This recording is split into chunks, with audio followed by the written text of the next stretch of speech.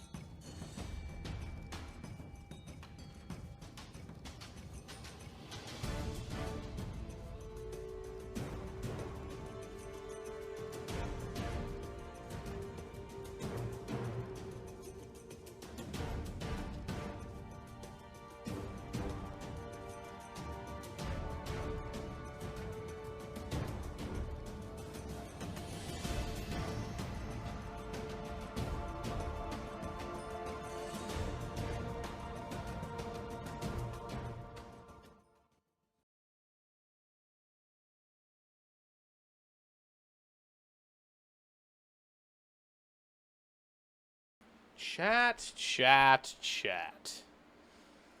You come into my stream. You come into my stream and tell me, oh, it's Monster Hunter Tuesday, Colby. You're supposed to be playing Monster Hunter. You with Little Lunastra and Condog and Valtiel Evil. You're not supposed to be building Magic the Gathering decks, you numpty. And to that I say, you're absolutely right. But I don't care. Because Condog was tired, Little Lunastra's busy, and Valtiel Evil hasn't responded to my messages today. So, I'm going to do whatever the fuck I want. No, I had this idea when I was talking to my uncle earlier today. And I've played Magic the Gathering for 2 years. And I've played Yu-Gi-Oh! For 10 times that long. But I have never once built a commander deck. And the reason, thank you for the Cosmic Conchu visit and the Drinky Luna. We'll give you just a moment. I don't actually have water on me yet, so we'll get to that part. Cosmic Conchu is here to stay, though. I've never built a commander deck, and the reason I've never built a commander deck is because it is a very daunting task for someone that is used to Yu-Gi-Oh!, a game all about deck synergy and archetypes and everything flowing together in this nice little 40-card pile. King Pigman, welcome to the stream. How you doing? Everything in this nice, tidy little pile, and taking all of that away in exchange for a deck that just kind of loosely works, that is all one-piece cards, 100 cards deep. That concept is quite literally the opposite of building a Yu-Gi-Oh! Deck, so I've never done that before. And with a little bit of help from my uncle, I'm going to try to use the applied knowledge that I've been given to make a functioning commander deck today, and then we'll hopefully get around to playtesting it depending on how long it takes me. But for the most part, we're not actually going to be doing much in terms of playing Magic. We're just going to be working on building a deck. And to that end, I'm mostly making this a just chatting stream, so I can hang out with you guys. You guys can give me advice in terms of what cards work, what cards don't, and how I should get, like, what my thought process should be. And then I'm going to, from there, sort of slowly piece together a 100-card deck. I will say it's really going to be more like a 65-card deck because 35 of the cards for balancing purposes should usually be lands. But some of those lands are going to be up to choice because it's not going to be things like plains and mountains and whatnot that are generics that you can have multiple of in Commander. For the most part, this is all very new to me. I don't know a lot of Magic the Gathering cards. As far as Commander goes, the only card I know that is like a staple is Soul Ring. That's it. So I really have no idea what I'm doing. I know what I want to do deck building wise, and we'll talk about that once I start actually looking at cards. My general concept, I sort of know what synergizes with what, how like problem-solving card decks work. I have a lot of experience with TCG in general, just not a lot of experience with MTG specifically, and no experience with Commander. Other than that, it looks like a really fun format. It seems really fun. 4-way card games just seem dope as shit, and I'd really, really love to get in on that, but I have no fucking clue what I'm doing. So we're going to try to build a functioning Commander deck today using a bunch of online resources I've been given and go from there. And that is the entire plan of the day. So, thank you guys for joining stream. I hope y'all are excited to hunker down with me and just look at Magic cards for 4 hours. The first cracking of the caffeine can begin. King Pigman, Luna Lunastra, how you guys doing tonight? Let me grab some water before we get started. I remember I need to have my drinkies at the ready.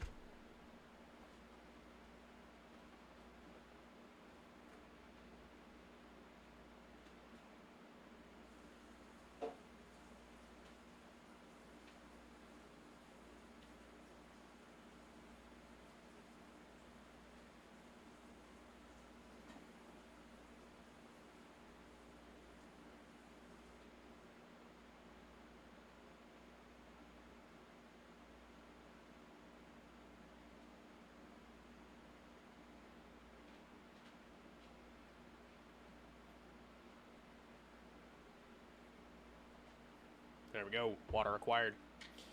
And the night's first drinky. Thank you, Little Lunastra, for keeping me hydrated throughout the stream, even though we just started. Means a lot. I need that. It keeps me alive. And I noticed that my copy of Donkey Kong and the Legend of the Personal Coconut fell, so let's go ahead and fix that. You guys see that? Yeah, okay, good. I know my entire body is covering it, so it normally wouldn't matter, but... I don't have a Magic the Gathering card. I have Pokemon and I have Yu-Gi-Oh! I feel like for this stream I should. Let me... One second.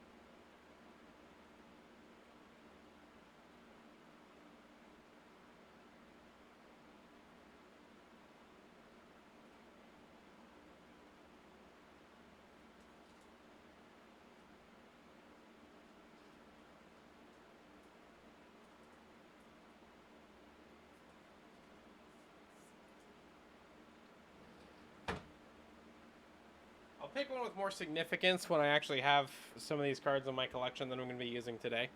But for now, he has a gun. And that's funny enough reason to put him on display, so we're going to do that.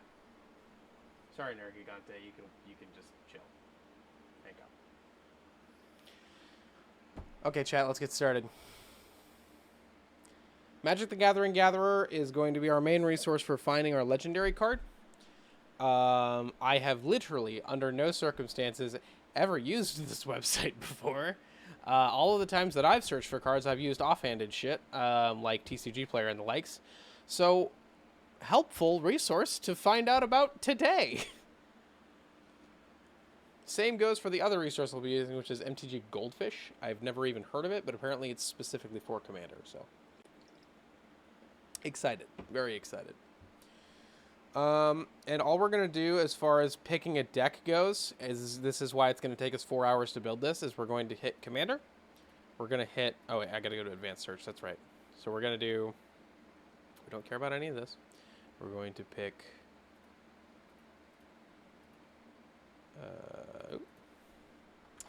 Commander. No, wait. Sorry. Legendary. There we go. Legendary. Creature. And this is the one, this is what I know about Commander, is that it's a 100 card format, specifically 100 cards. I think you actually can have more. You can have as many as you want. No, I don't. I'm pretty sure with Commander specifically, you need a maximum and minimum of 100 cards. You can have as many basic lands as you want, but unique lands you can only have one of, and every other card in the game is a one of to this deck. You cannot have more than one of any card, including the Commander itself, every single card in the deck, every single spell, creature, and I was about to say trap card. Can you tell I'm a Yu-Gi-Oh player? You can only have one of each. So that, and you know, obviously there are cards that do the same thing as other cards, so you can technically, by that logic, have more than one of a thing. But long story short, one ofs is the run of the Commander, and this is why it's so outlandish to me and why this format has never made sense to me, because I am used to a game where you're basically building your deck around how many copies of a card you have, and if a card is something you need in your hand every time you play, you should have the maximum copies, which in Magic is 4. In Yu-Gi-Oh it's 3. But that's the like when I've played Magic, I've played Modern because it is the format closest to how Yu-Gi-Oh is played. The fewest banned cards. There are cards on a ban list, and then there are cards prior to the ninth set of the game. Is all Modern legal. That is how Yu-Gi-Oh is run. So I assume, like in my brain, that's just the most logical format to play. It's also the most expensive besides Legacy. But anyway. Legacy Vintage. EDH actually gets really, really expensive too. Like I've seen $11,000 decks in Commander, which is just insane. I kind of want to get a soundtrack going, but I don't really know what to listen to because I've never had a soundtrack going for stream, and I don't really like the idea of just playing like I don't know. Do you guys want me to put on like a YouTube playlist of stream friendly stuff or like video game music that I would normally listen to? There's a lot of Monster Hunter music I listen to on stream, so we could always do like a Monster Hunter mix. Yeah, you know what? Sure. I would love to stream normal music to you guys because I would prefer that. That is my thing. I am a music nerd. I am a lover of all things music, but unfortunately for me, I don't have ready access to tunes that are stream friendly because I have gotten copyright strikes on streams that were literally just like teeny tiny little Guitar Hero streams. So I just don't play music on stream anymore for the most part. Let's do Monster Hunter live stream mix.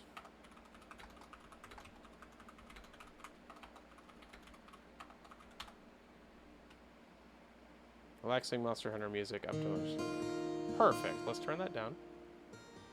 Get that to a nice comfortable volume. Cool. All right, we're good now. Anyway, legendary creature that is commander legal. We need to go down to format. Wait, where's format at? Format, there it is. Commander. Boom. Add. All right, and we're just gonna search every single magic card that is a legendary creature and is commander legal until we find one that meets the criteria I'm looking for. We're going to build a deck around it. So the way commander works is essentially you have one card that is your commander. It has to be a legendary creature. It can't be any other card type. And it is a card that you always have available to play. It is basically like a separate card from your hand that is just always there. And anytime you have the mana to play it, you play it. Or not. Anytime you have the mana to play it and want to play it, you play it. It's going to take a while to search this because it's searching through literal millions of cards. So, bear with us. There we go. All right. And you build a deck around that with 99 other cards, basically. So I want to pick a commander that I'm going to have fun playing consistently, and I'm going to build a deck around it. My idea for a commander deck, and I talked to my uncle about this, I don't want a deck, like if I'm going to build a deck for a game type like commander, where it's 4 people, I don't want a deck that's just run-of-the-mill. Like, it's just a deck with a commander and a win con that is basically geared around success. That is fun and easy to play and easy to build for, and I'm all for it. But in a commander format where you have 100 cards and you have access to all of these really fucking kooky synergies, I don't want a basic run-of-the-mill deck. My goal is to build a deck that entirely challenges the game state constantly. And to do that, I need a commander that makes the game different. It forces other players to change their approach to the game. That is my goal. Not a control deck. I don't want a deck that makes it so other people can't play. I want a deck that makes it so people have to play completely differently. That's it.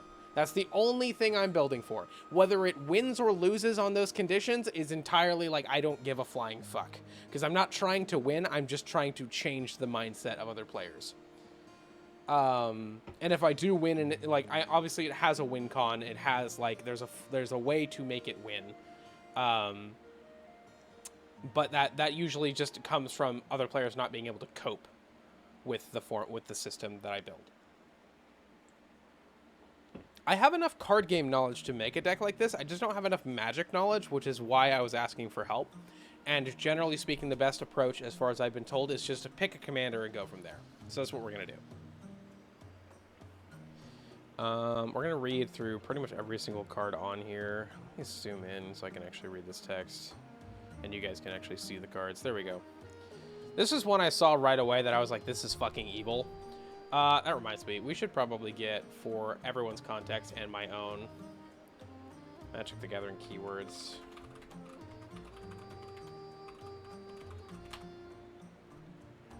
There you go. This way, yeah, that's good. So let me show you guys what Cascade does. Let's see, Cascade. Nope, it's not on here. This is not what I was looking for. Hang on. This isn't what I was looking for. Here we go. Can we please put them in... Oh my lord, what? Keywords from expert level expansions. Cascade. There it is. All right, so here's how Cascade works. Let me go back. Abaddon the Despoiler has Mark of Chaos Ascendant, which is during your turn, spells you cast from your hand with mana value X or less have Cascade, where X is the total amount of life your opponents have lost this turn. So on your turn, you have draw phase, upkeep, main phase 1, battle phase, main phase 2, end phase. I think I might have named some of those wrong because I'm used to the Yu-Gi-Oh terms, but long story short, there's your draw phase, you draw a card. That's sort of not even considered a phase, which is basically just the prelude to the upkeep. Upkeep is your, if you've played Yu-Gi-Oh before, it's the standby phase, but in Magic it is basically just the phase where everything untaps, all effects that have an upkeep effect resolve then and there, and then you move on to main phase. Main phase being the phase where you get to play spells, play spells at like regular spell speed, not instant speed. You get to assign creatures enchantments, you get to assign players enchantments. All that stuff happens in the main phase. Then battle phase, obviously, combat. You choose who you're attacking with, and you pick all of your attackers at once, which is the one thing about Magic that I don't really get, because as a Yu-Gi-Oh player, I'm used to, you have, first of all, Yu-Gi-Oh has a limited number of creatures. That's not really relevant. What is relevant is that in Yu-Gi-Oh, you choose your attacks every single individual creature you have, including creatures that come into the battlefield during the battle phase. Which means if I have 5 creatures, right, and I have a quick play spell that lets me on site do a synchro summon or an XZ summon, right? So I have 5 creatures. I'm going to swing with all 5, and I pick my attack targets, which means you're picking not only that you're attacking the player, but you're also attacking their creatures. I pick my attack targets. I pick the attackers individually. So not every attack resolves at once. It is basically turn-based. Every single creature gets a turn. Every single monster gets a turn.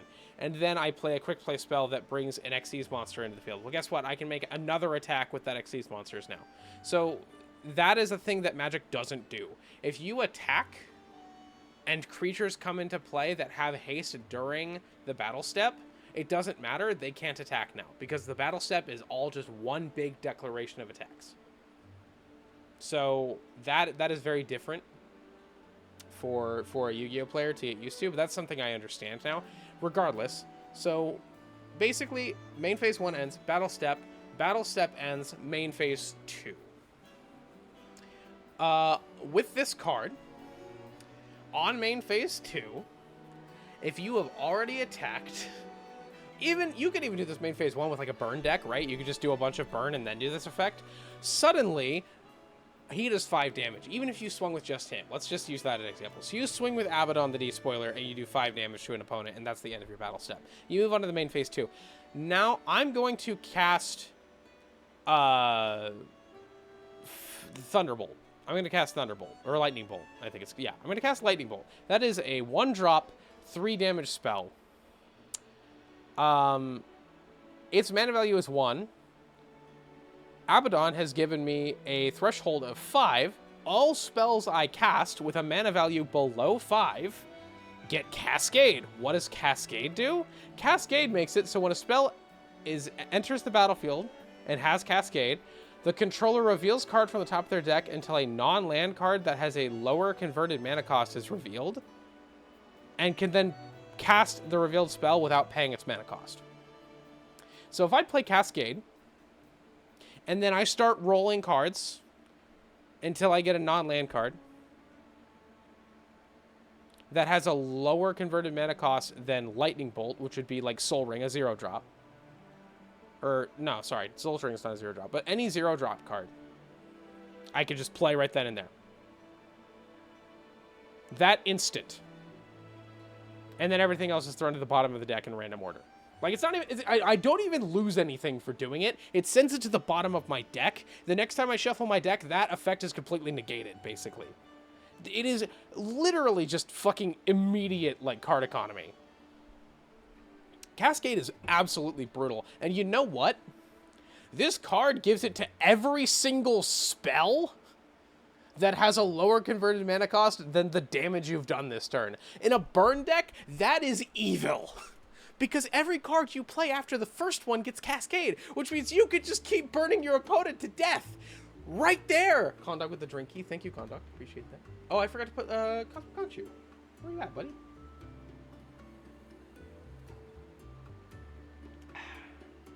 Thank you for the drink key, and for that, I'm going to drink more caffeine. That is so fucking brutal! How's it going, Mr. Tree? I'm doing good, Condog. I'm doing really good. I'm already off. Like, I haven't even actually started building a deck yet, and I'm having a lot of fun. Reading card effects in Magic the Gathering is just a blast. Pick a background as a second commander. What? Wait, whoa, hang on. What? So this card is, I believe, from the D&D deck, or the D&D set. When Abdel Adrian, Gorian's ward, enters, exile any number of other non-land permanents you control until Abdel Adrian leaves the battlefield. And you get to pick?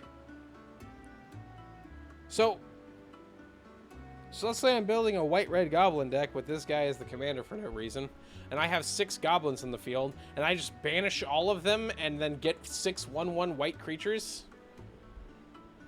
What? And then he just leaves the field and all of my creatures come back and I get to keep the white soldiers. I feel like that gets really crazy really fast. I feel like with token spam, that gets really crazy really fast. Abomination of Llanowar. I've seen some Llanowar cards.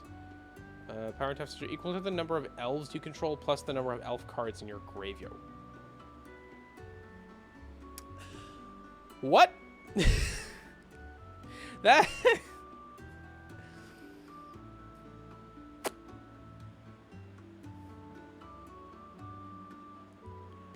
And it has menace? Wait, that's fucking cruel. Oh my god, these are strong. Abishon Cephalid Emperor. I already talked about this one with my uncle. This one's brutal. I'm going to keep going. Also, just so you guys know, for context purposes, Cephalid is no longer a creature type in Magic the Gathering. I learned this recently. Cephalid is now bunched in with the octopus creature type. So there's no longer, if you see Cephalid on a creature card, it's actually an octopus now. That's pretty new. I didn't know that either, but that's apparently pretty new. It's now just, they're all octopus now.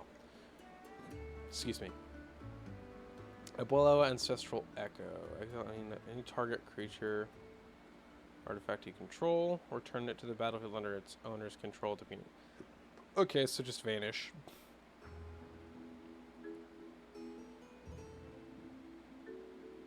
What is ward? I don't know ward.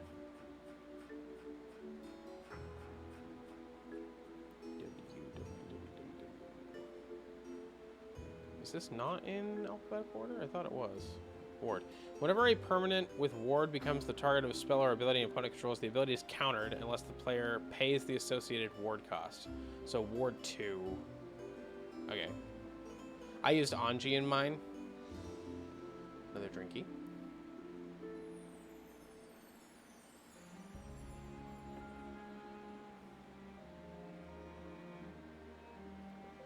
Used Anji.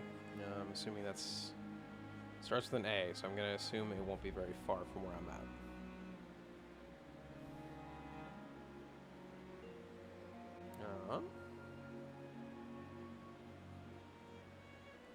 Altair. There we go. M. N. Angus. Angus beef?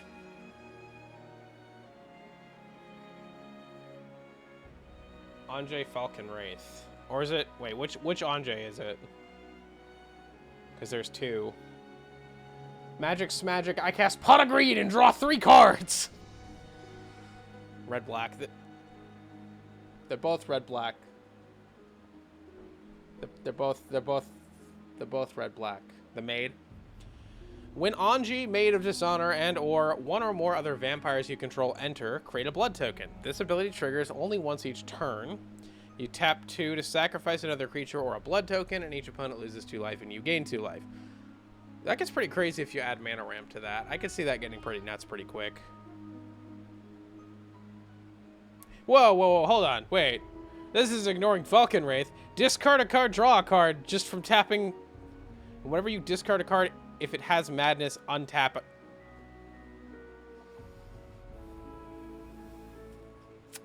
It has haste, too.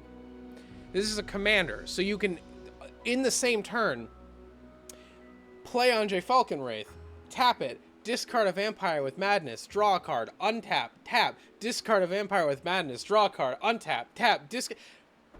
And then if you have anything that says when you tap something, do 1 damage, that's fucking evil. The TV is very behind, okay? Animar, Soul of Elements. There was one I saw that looked really cool. That was, it was Rakdos. Hang on. That was a demon I saw that I really liked. Refine search. Hang on. Okay, let's add Rakdos to it. Search. We'll get there eventually, chat. There we go. Is it Rakdos the Defiler? It is Rakdos the Defiler. So this card adds gambling to the game.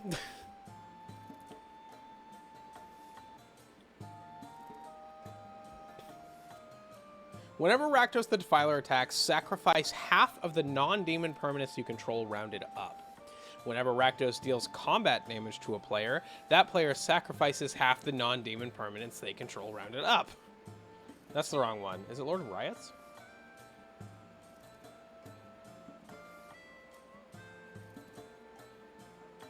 I remember there being one where you can pay life to do shit. Or your opponents can pay life to do shit. Patron of Chaos. Beginning of your end step, target opponent may sacrifice 2 non-land, non-token permanents, and if they don't, you draw 2 cards. That's a good one. Do I know a thing or two about that? Yeah, you do, Conduct. Rakdos, Patron of Chaos. At the beginning of your end step, target opponent may sacrifice 2 non-land, non-token permanents. If they don't, you draw 2 cards. That's pretty good. Rakdos the Muscle. Well, Rakdos really just hit the gym and was like, this is my entire identity now! Whenever you sacrifice another creature, exile cards equal to its mana value from the top of the target player's library. Until your next end step, you may play those cards, and mana of any type can be spent to cast those spells. Whew. Sacrifice another creature. Rakdos the Muscle gains indestructible until end of turn. Tap it. Activate only once each turn. That is a little bit strong. Okay, let me just paint a scenario for you guys. I'm playing against a burn deck. I play Rakdos the Muscle. I immediately sacrifice a different Rakdos card that is also a 6-drop. Suddenly, my opponent now has to drop the top 6 cards of their burn deck, 2 of which are Lightning Bolt. I'm going to pay black to play Lightning Bolt from their graveyard and burn them.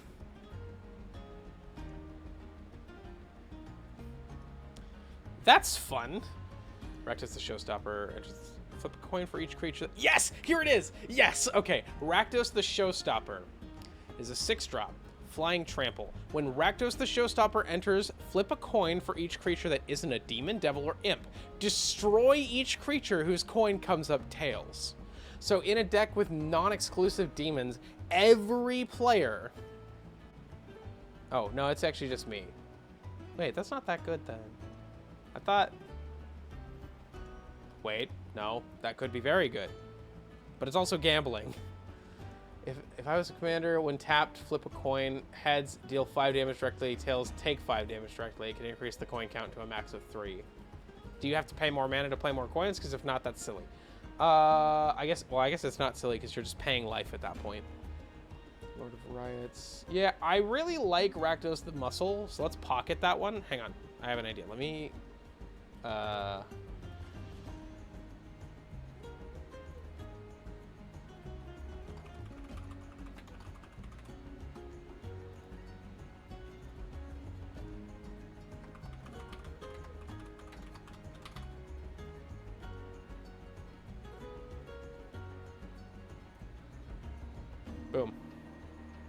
We now have a document for which commanders I'm going to check out to build a deck around. Okay, cool. Exava Rakdos Blood Witch. I didn't read this one. Has Unleash. If you may have this creature enter with a 1/1 counter on it, it can't block as long as it has a 1/1 counter on it. Each other creature you control with a 1/1 counter on it has haste. So if you have an Unleash deck, this just... Yeah, this is just really strong. And First Strike. Okay. Wait, it's a 4-drop too? It's a 4-drop 3/3 with First Strike and haste? Huh. That's a little strong. I feel so much better after taking a few drinks of C4. I'm not addicted to caffeine, I promise. Condog with the drinky, thank you. Also, definitely no caffeine addictions in my household. Not allowed. Wouldn't allow that here. I brought tea to my parents' house so I don't die. Alright, let's keep searching. Oops. Oh, it took all my search criteria. Hang on, that's not cool. I just wanted to remove that and then search again. Is that not how that works? I would think that that's how that works. There we go. Boom.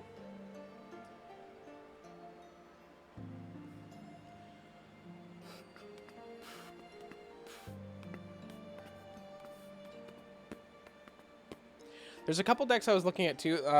My uncle introduced a concept to me called Group Hug, where basically one person's commander makes every single player like work together, essentially, not intentionally so, or like not like to the extent that it makes like it's not like all against one kind of Group Hug, but it's more just like, hey, if you do this for me, if you let me draw 2 cards, I'll give you a creature. Sounds like a fair trade, no? There is a new DLC for Risk of Rain that adds a character named Chef. He's French. I don't know if I can support the company now. Yeah, we can forgive them. It's Risk of Rain. They're allowed to do that. What is Nitro 9? Whenever Ace Fearless Rebel attacks, you may sacrifice an artifact, and when you do, put a 1/1 counter on Ace Fearless Rebel. Then it fights up to 1 target creature defending player controls. Why is it called Nitro 9 then?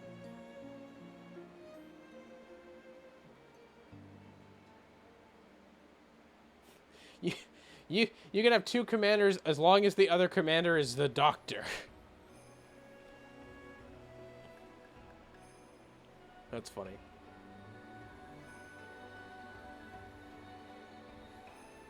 Adamaro, First to Desire. First to Desire's power and toughness are equal to the number of cards in the hand of the opponent with the most cards in hand. Slifer the Sky Dragon backwards? Our entire story is about felons that are dropped in the wilderness by the government, Suicide Squad style. I didn't know that. So you're saying they're a French criminal. Whenever you cast an instant or sorcery spell, wizards you control get +1/+1 until end of turn.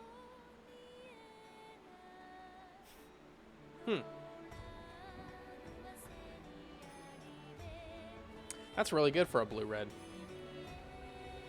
Every character is a criminal. The French, on the other hand, are not. Okay, but if it's a French criminal, though, they could have been a rebel against the French government. That'd be pretty based. Hey, look! Admiral Beckett Brass! Other pirates you control get +1/+1. At the beginning of your end step, gain control of target non-land permanent controlled by a player who has dealt combat damage by 3 or more pirates this turn.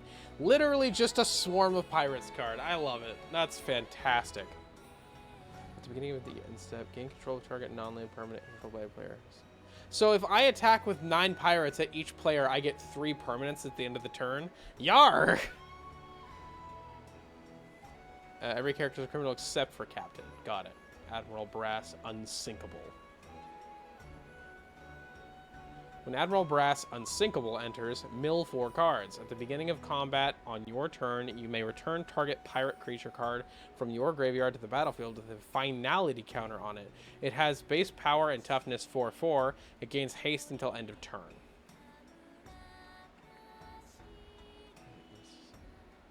Wait, at the beginning of combat Turn target pirate creature graveyard to battlefield. The finality counter. Base power and toughness of 4/4. It gains haste. If a creature with finality dies, exile it instead. Oh, got it. Okay. So basically, you just revive a pirate, and then the next time it dies, it's gone forever.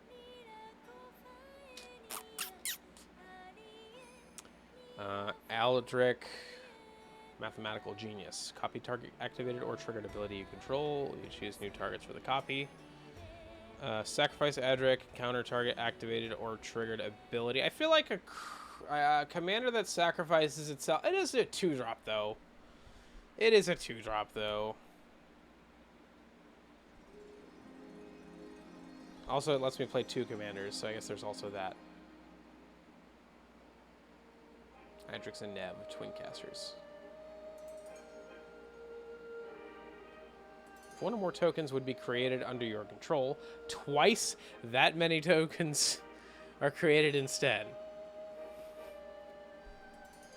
So what was that one card we were looking at before, guys? What was that one guy? What was that one guy we were talking about before? That one guy, that one dude? You can only have one legendary creature and play at a time, so it wouldn't actually work, but it's still really funny to think about. That's what I mean when I say tokens can get pretty busted.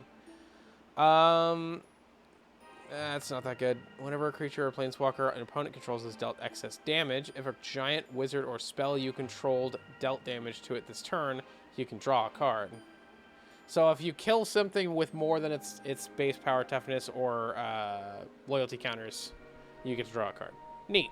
Not really that strong, though. We don't need no serpents in our lives. Ooze. Ave, Progenitor Ooze. Has Storm. When you cast this spell, copy it for each spell cast before it this turn. Copies become tokens. So you get multiple Progenitor Oozes. It's not a legendary if it's a token, though, so you get to keep as many as you want. It enters with a 1/1 counter on it for each other ooze you control. Unfortunately, doesn't really go with the game state idea I was looking for, but that's pretty funny. Agatha of the Vile Cauldron. Activated abilities of creatures you control cost X less to activate, where X is Agatha of the Vile Cauldron's power. That is definitely a card that gets you in jail. Other creatures you control get +1/+1 and gain trample and haste till end of turn. Wow.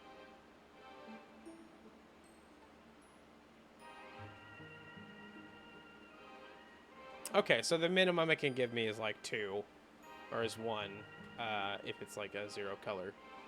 Gonna be honest, I don't know why I've never gotten into this game. I would love making goofy fucking builds. Exactly, that's what's cool about a game like Magic the Gathering that has as many ridiculous cards as it does. Agris costs Spirit of Justice. It's a double strike with vengeance. Double strike is such a fucking good ability. Whenever Agris costs Spirit of Justice enters or attacks, choose up to 1 target creature. If it's suspected... If it's what now? If it's suspected?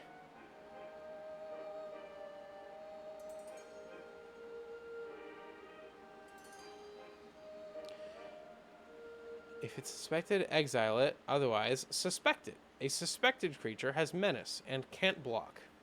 So they can only be blocked by 2 creatures, and they themselves can't block. Interesting.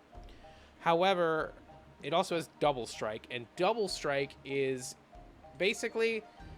First strike means usually how combat works in Magic is you target a creature, or you swing at the player assigns creatures to block your creature. Any creature that is blocking your creature takes the full power of your creature in damage. It's never divided. And the way it works is that they attack at the same time. So if I have a 2/2 creature and my opponent has a 1/4 creature, my creature is going to drop down to 2/1 because its toughness will be reduced by 1. And their creature is going to drop to 1/2 because their toughness is reduced by 2 by my 2 power. Double strike is that interaction plus first strike where I attack them before they attack me, which is useful if you have something like, for example, first strike death touch, which makes it so that I hit them before they can hit me and their creature dies because of death touch. So you combine first strike with the normal attack and it does both, meaning you get 2 attacks, meaning you do double damage in combat. This is also true if you attack an opponent. So in other words, Agris Costa's actual effective power is 4, not 2. which is really, really good. I love the song.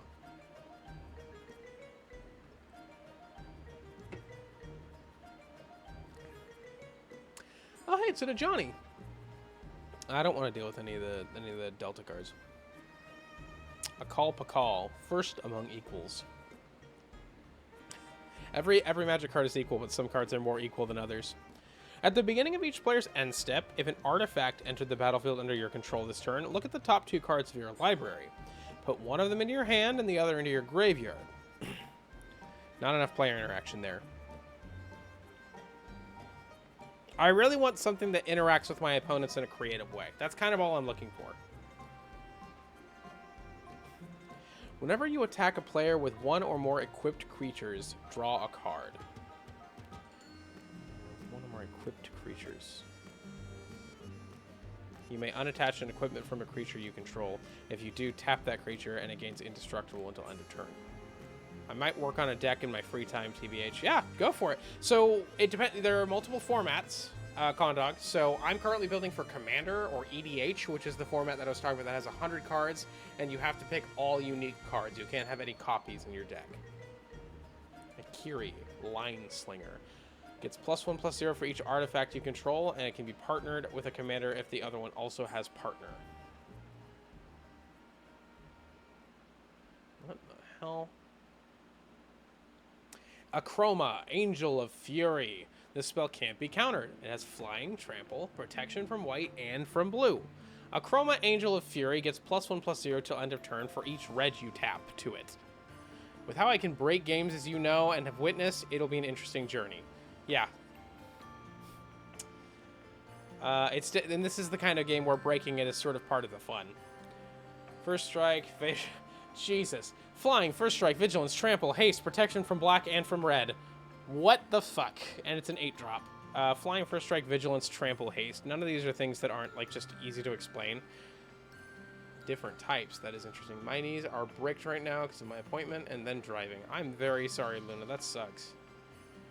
At the beginning of each combat until end of turn, each other creature you control gets +1/+1 as it's flying, +1/+1 if it has first strike, and so on for double strike, death touch, haste, hexproof, indestructible, lifelink, menace, protection, reach, trample, vigilance, and partner. Did I mention that this is also a partner? Flying, first strike, vigilance, wait, so does it get a +1/+1 for each? Yeah, okay, so you combine this fucker with this fucker.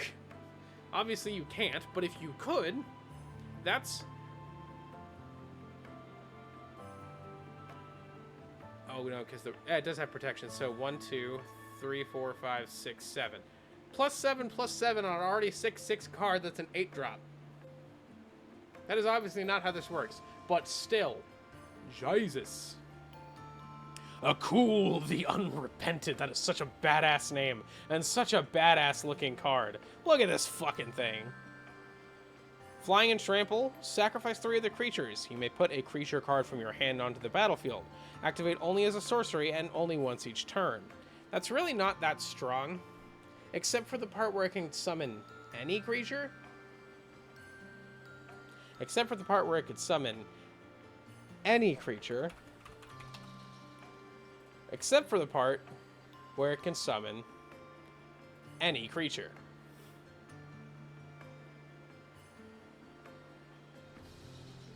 If you guys don't know what Emrakul is, yeah, that's a little strong.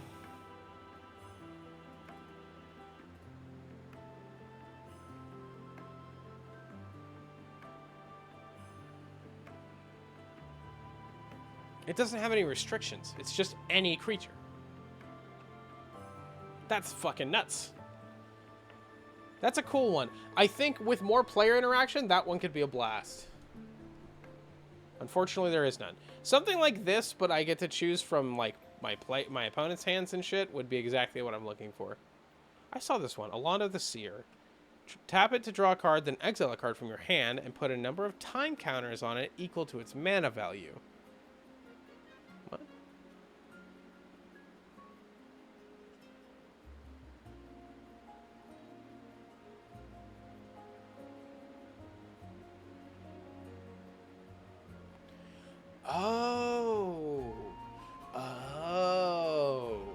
Again, not enough player interaction, but that is a very unique concept. That's a cool one. So basically, you tap it to draw a card, exile the card from your hand, and put a number of time counters on it. So this is saying, essentially, if I have a 4-drop creature, let's say Alondo, just for convenience sake. So it's a 4-drop. So I draw a card, and then in my hand I have Alondo. I'm going to exile Alondo. I can't touch it. The exile field, or the exile pile, is basically the no-touchy zone. I exiled it with 4 time counters on it face up. And then every time I exile a card after that, then remove a time counter from each other card you own in exile. Yeah. So every time I use this effect to exile a card after that, aka every turn, or every time I tap Alondo the Seer, it loses a time counter. So this basically just makes an infinite queue of to-be summoned creatures. This actually kind of reminds me of how... This is like if you made a deck that's based on Inscription, on how Inscription Act 1 works, or even really Act 2 and 3, where basically your opponent always knows what creatures are coming up in the queue, and unless they get rid of Alondo, those creatures are always going to be a threat. I hate Shrine of Chance 4 times in a row with nothing. Sorry, bro. You can eat that gold. Sucks to suck. Other creatures you control with flying get +1/+0. Nice. When you cast an artifact or enchantment spell, create a 1/1 blue fairy with flying.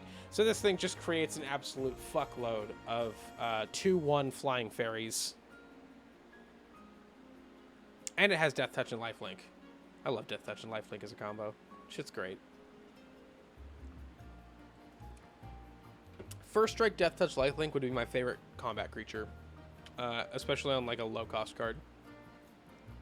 Whenever you cast your first spell during each opponent's turn, create a 1/1 Black Fairy Rogue creature with flying. These are both Alela. That's what I thought. So Alela is like the Magic the Gathering universe's Titania, from what I can tell. Whenever you cast your first spell during each opponent's turn. During each opponent's turn? Oh, so this is for instance. This is like if you're building a deck like a counterspell deck. Every time I play a counterspell the first time on my opponent's turn, I get a 1/1 Black Fairy Rogue creature with flying. Whenever one or more fairies I control deal combat damage to a player, goad target creature that player controls. I believe goad is you force them to attack you. As I recall, that is how that works. It's not on here. Shit. Well, I guess I gotta look it up. Guess I gotta look it up the old-fashioned way. Unless it's in the... It might be in the first pile. I don't think it is, though. No, it's not. Is it further down? Is it in the discontinued keywords pile? No. No, it's not. Is it in this one? No. Is it in this one? This is the one I just looked at. Well, now I'm just confused. Gotta look up what goad means, because it's not in the card text. MTG goad.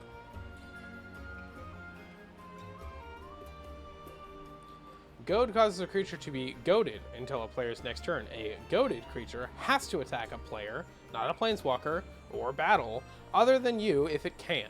The controller of a goaded creature still chooses who the creature attacks. So they can attack anyone except the player that goaded them.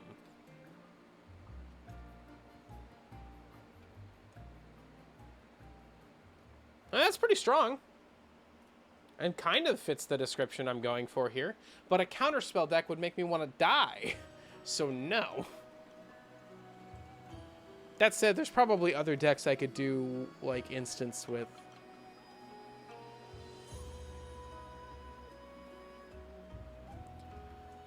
Alina Kessig Trapper. Tap, add an amount of red equal to the greatest power among creatures you control that entered this turn. Okay. So I play a creature that's a 5/5, and then I tap her, and then suddenly I have 6 mana, and I can do whatever the fuck I want. Cool. Basically a multiplier. When Alicia, who smiles at death, attacks you, you may pay... If you do, return... Wait.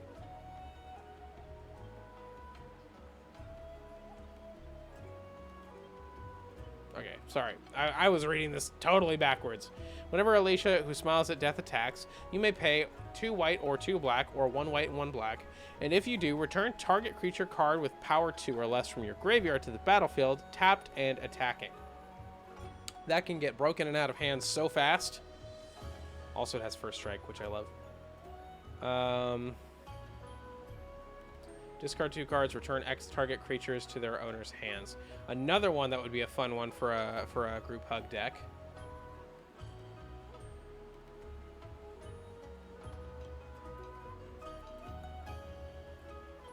Deimos of Cosmos. No, this doesn't really work for a group hug deck. This is literally just I'm targeting myself until I run out of self targets, and then I have to target you. Why are you guys using this emote so much? You guys are not like thising a lot.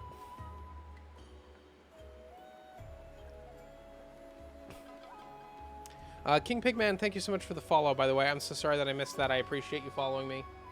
Always appreciate a fresh member to the Kolbus Corner. Solemn Ritualist. Put a +1/+1 counter on each of up to 2 other target creatures. Whenever a non-token creature you control with a +1/+1 counter on it dies, create a 1/1 white spirit creature token with flying. And that allows you to have another partner as well. Alibu, Ancient Witness. Other artifact creatures you control have haste. Whenever 1 or more artifact creatures you control attack, Alibu, Ancient Witness deals X damage to any target and use Scry X, where X is the number of tapped artifacts you control. Artifact decks in general are not my cup of tea. Well, actually, they are my cup of tea, but they're not really what I'm looking for here. Cast a Historic spell. Create a 1/1 white soldier. Whenever Alistair attacks, pay 8. If you do, creatures you control get +++X, where X is the number of historic permanents you control. Attack. Up to 1 target attacking creature can't be blocked this turn. Return that creature to its owner's hand at the beginning of the next end step. You can have a background as a second commander.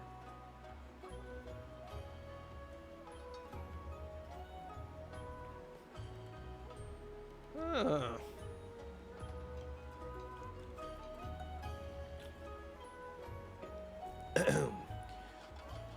Alrune gets +1/+1 for each card in your hand and each foretold card you own in exile. At the beginning of your end step, choose a card type, reveal the top 2 cards of your library, put all cards of the chosen type revealed this way into your hand, the rest on the bottom of your library in any order. There's no synergy with itself. That's awful. It does, however, start as a bird, which is funny. Altair, or Altair, sorry.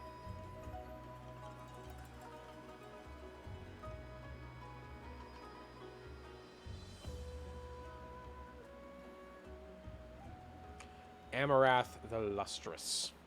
Whenever another permanent you control enters, look at the top card of your library. If it shares a card type with that permanent, you may reveal that card and put it into your hand.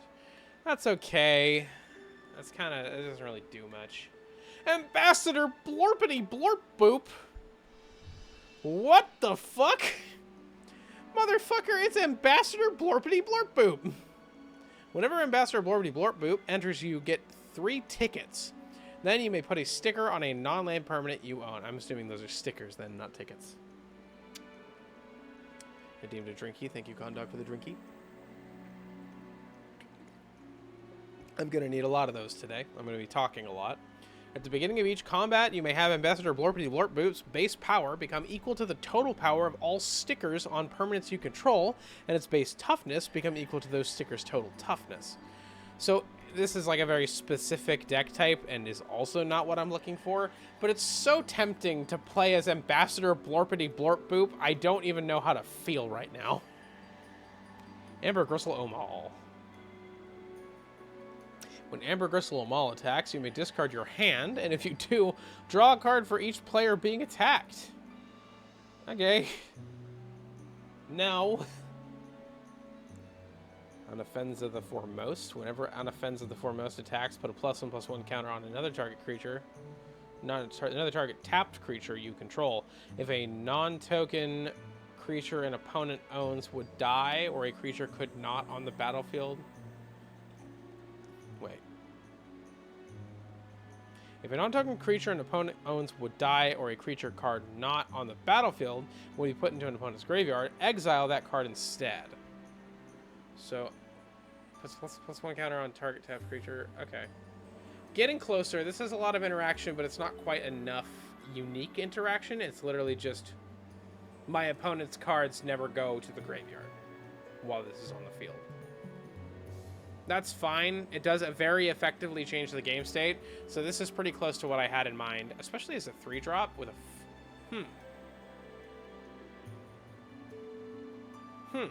You know what? Oh, it's just creatures. It's just creatures, though.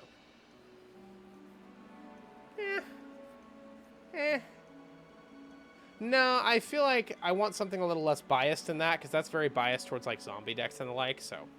Good. Not quite what I have in mind. We'll ignore this one. During your turn, commanders you control have indestructible. This one I'm assuming partners. Of course it does.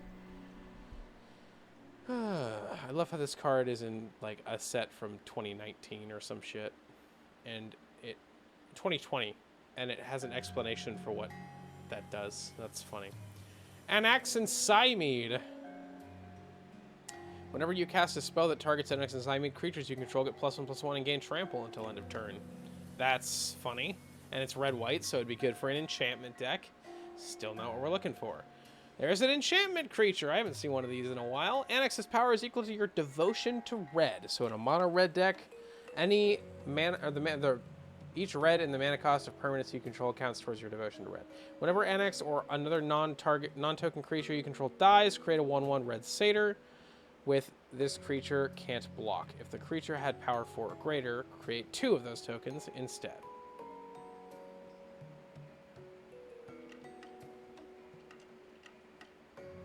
There it is! That's fucking evil. Okay. All right. I like that. Oh, my books fell. I was trying to figure out what that noise was.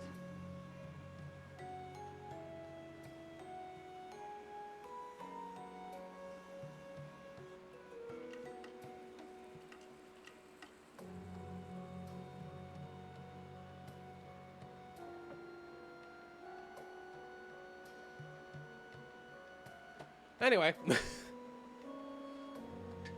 I really like this one. So this is like just Swords of Revealing Light, basically.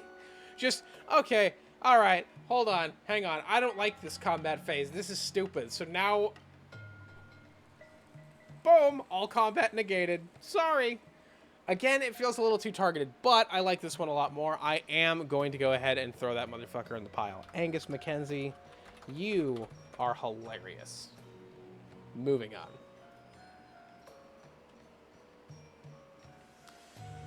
Vampire Assassin with Death Touch. It's a blue, black, red, and the first instant or sorcery spell you cast each turn has Causalty 2. As you cast that spell, sacrifice a creature with power 2 or greater, and when you do, copy the spell, and you may choose new targets for the copy. Pretty neat. Pretty neat. There's an Erebos card. Enchantment creatures galore. Menace. Other enchantment creatures you control also have Menace, so in an enchantment creature deck, that'd be fun. Whenever Anaxia enters or attacks, exile up to 1 target non-aura enchantment card from your graveyard. Create a token that's a copy of that card, except that it's a 3/3 black zombie in addition to its other types. Gotcha. Anim Pakal, Thousandth Moon. Whenever you attack with 1 or more non-gnome creatures, put a +1/+1 counter on Anim Pakal. Then create X 1/1 colorless gnome artifacts. Create tokens that are tapped and attacking, where X is the number of +1/+1 counters on Anim Pakal. That sounds really obnoxious in a goblin or burn deck of any kind. Einamar, Soul of Elements. Protection from white and black. Whenever you cast a creature spell, put a +1/+1 counter on it. Creature spells you cast cost 1 less for each +1/+1 counter on Einamar. Wow. Fucking evil. I already looked at Anjay earlier. Those are both pretty cool. I especially like Anjay Falkenrath. Annie Flash, the Veteran. Legendary creature, human rogue. When any Flash the Veteran enters, if you cast it, return target permanent card with mana value 3 or less from your graveyard to the battlefield. And now, at the beginning of your upkeep, each player sacrifices a non-vampire creature. Obnoxious, very much player interactive, not really that interesting. We're moving on. Other rogues you control get +1/+1. Lord of the Purian Legions. Whenever Anarakir, the Traveler, attacks, you may cast an artifact spell from your hand or graveyard. You know, I just realized something. We could probably expedite this process a lot if I just look up common, or not even common, but just commanders that work for a group hug deck. Because that's kind of the deck I'm going for here.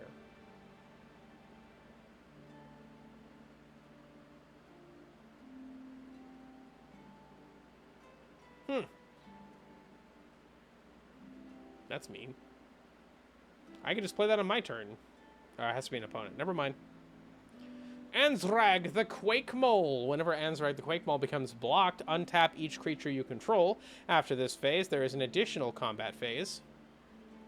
What?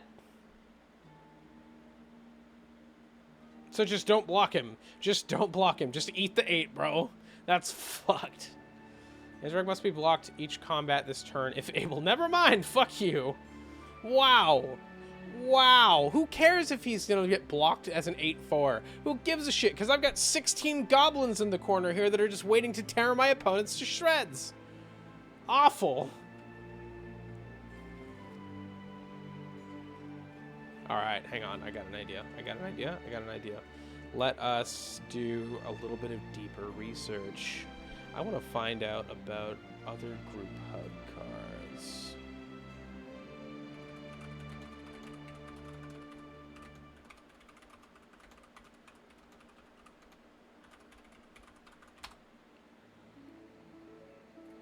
I play Quain as a card. I've been interested in building a group hug deck. I feel it suits me a lot better as a player, but I have no experience with this theme. What are your experiences with group hug, and how do you think it plays out?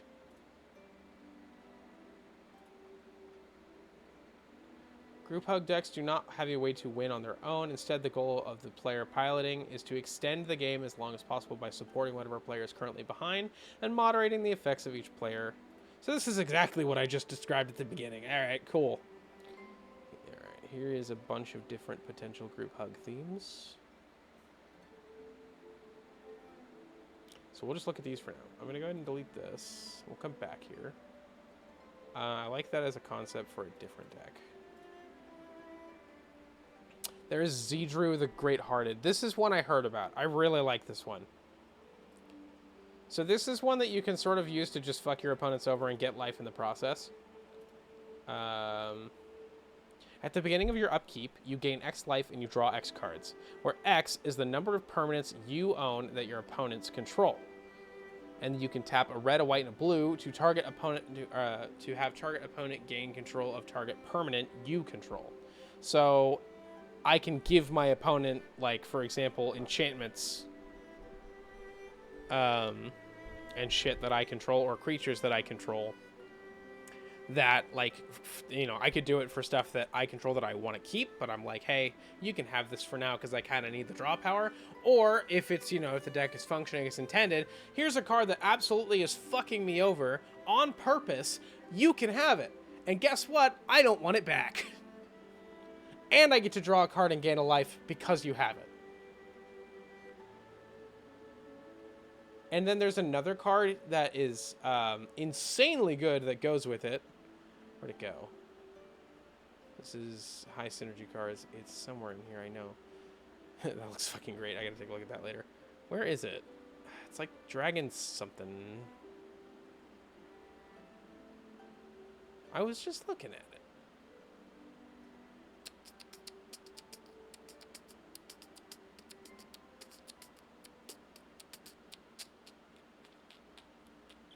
I wonder if it's still up on my phone. Hang on.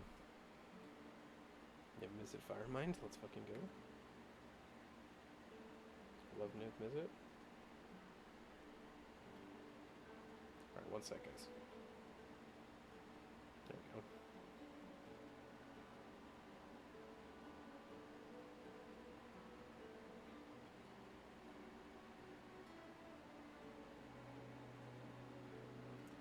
That's one. Humble Defector. Oh, it wasn't this one. It was a different one. There's one that lets you like basically take multiple upkeeps automatically.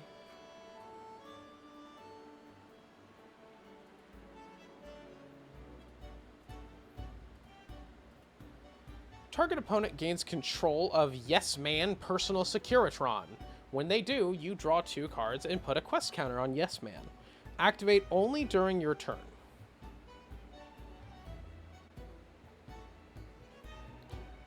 Interesting. But wouldn't that not work? Because then they're both legendary creatures, and so if I gain control of it again because my opponent decides to give it to me, suddenly now I'm fucked?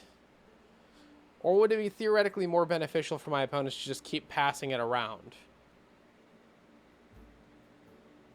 No, because they would want to get rid of it. Yeah, no, they want to get rid of it. That's not really very smart. I need something that's like, my opponents have to play around it a little bit. Miss Bumbleflower. Greetings, bunny. Whenever you cast a spell, target opponent draws a card. Put a +1/+1 counter on target creature. It gains flying until end of turn. If this is the second time this ability is resolved this turn, you draw 2 cards. So, wait. Okay, that's not really that good because it only works once per turn. If it was every other time you do it, like for every second time you activate this, you draw 2 cards, that would be really strong.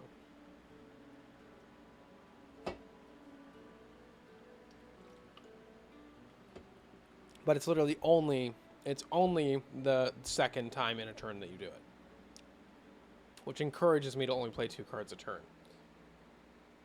Good idea, not quite what I had in mind. I guess this is kind of the premise of a group hug deck, because these aren't really designed around winning.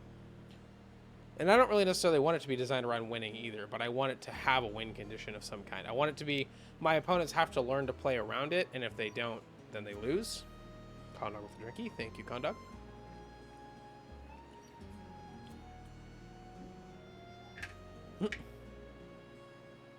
That's a funny one. Just everybody draws 2 cards instead of 1. Tempt with bunnies. Tempting offer. Draw a card and create a 1/1 white rabbit creature token. Then each opponent may draw a card and create 1/1 white rabbit creature token.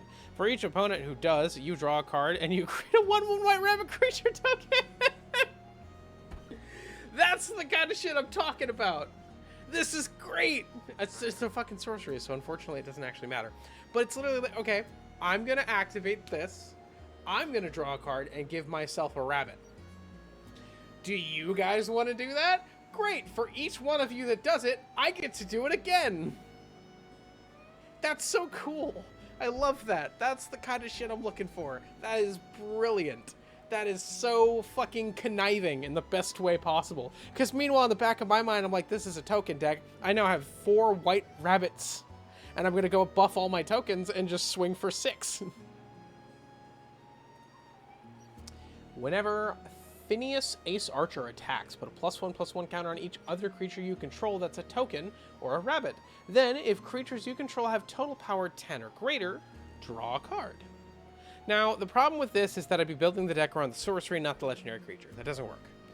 It's a commander deck. You need to build the deck around the commander because that is your most consistent card.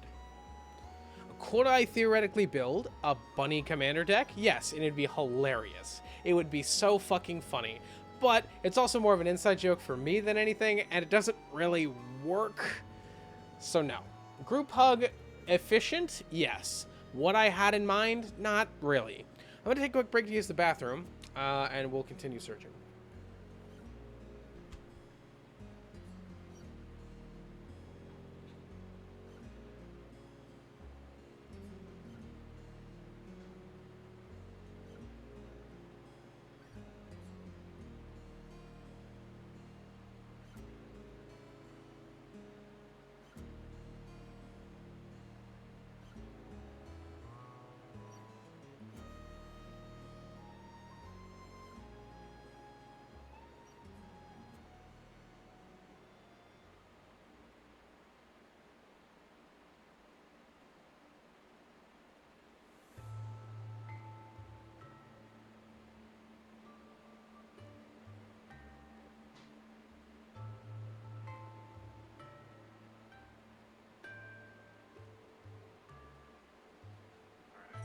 keep looking. I'm liking this. This is a much more efficient method of searching. Tempt with Bunnies is such a funny card. I love that. Socrates Athenian Teacher. It's a defender commander. It has hexproof as long as it's untapped. You can tap it, and then until end of turn, target creature gains. If this creature would deal combat damage to a player, prevent that damage. This creature's controller and that player each draw half that many cards rounded down. That is actually very interesting.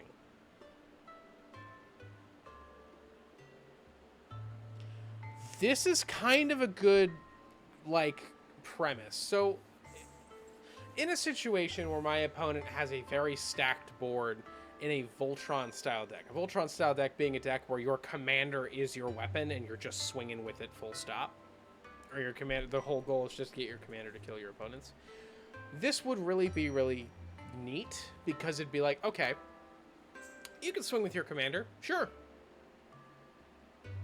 It's not going to do any damage. But now, both the person you targeted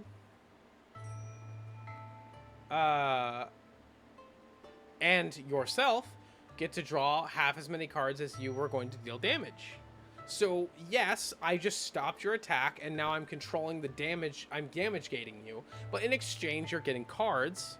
So this creates an interesting dynamic where my opponent basically has to decide, do they want to give their opponent cards? So now, and this is like, they're not even fucking with me, right? This is, everyone on the board is subject to this. This is the premise. This is my idea of a group hug deck.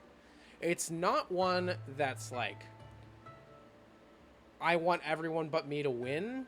It's, I want everyone to have to think more carefully about how they play their deck. If you're playing a Voltron deck, okay, all right, fine. But here's the thing. You can do that, except now you have to reconsider how you want to deal that damage. Now you have to reconsider if that's worth it. Because, yeah, if you're swinging for 8, you get 4 cards. So does your opponent, though. It's a win-win and a lose-lose.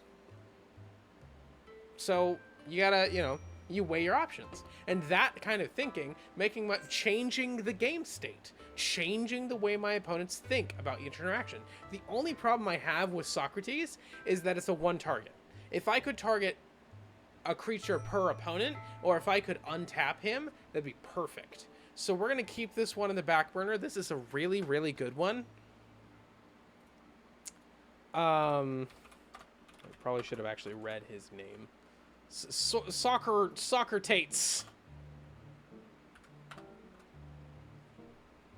Socrates, Athenian Teacher. Athenian Teacher. Okay. There's another one that's a really good idea. That's one that I'm going to heavily consider.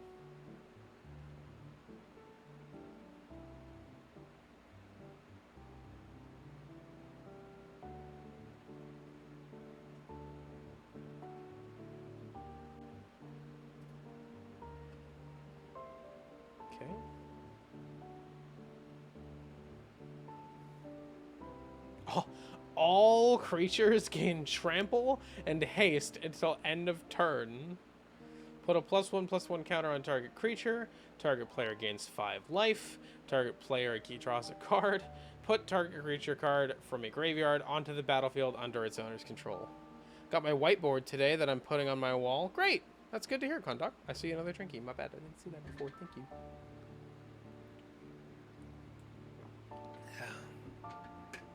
Yeah, I really need these. My throat is burning up. Anyway, I see a dragon. Oh, it's a snake leviathan. That's even better, actually. Hello. What do you do?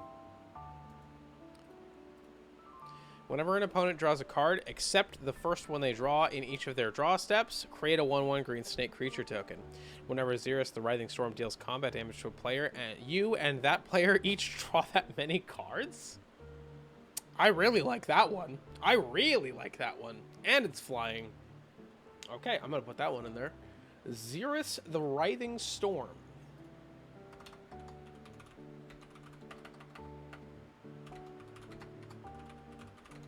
This one's a lot more functional. It's just an actual deck, because it not only it creates a scenario where my opponents have to think about their combat every single time they fight, or think about their decks more, because if they decide to just draw cards willy-nilly, if they have a deck that draws a lot, okay, cool, yeah, draw as much as you want. Here's like 16 snakes. If you can't take care of all of those with those cards you drew, that's a real damn shame. And it works for every single player, which is really more what I had in mind. Keep on keeping on. Jellyfish. I like jellyfish. Glunch the Bestower. How am I supposed to take magic cards seriously when they're called Glunch the Bestower? How can anyone take this game seriously? I love it. At the beginning of your end step, choose a player. They put 2 +1/+1 counters on a creature they control. Choose a second player to draw a card. Then choose a third player to create 2 treasure tokens. That is the definition of a group hug card. You get 2/1 counters. You get to draw a card. You get treasure tokens. Let's do it. Everybody wins. Fucking Oprah in a card. Quain, Itinerant Meddler. And it's a motherfucking rabbit, baby!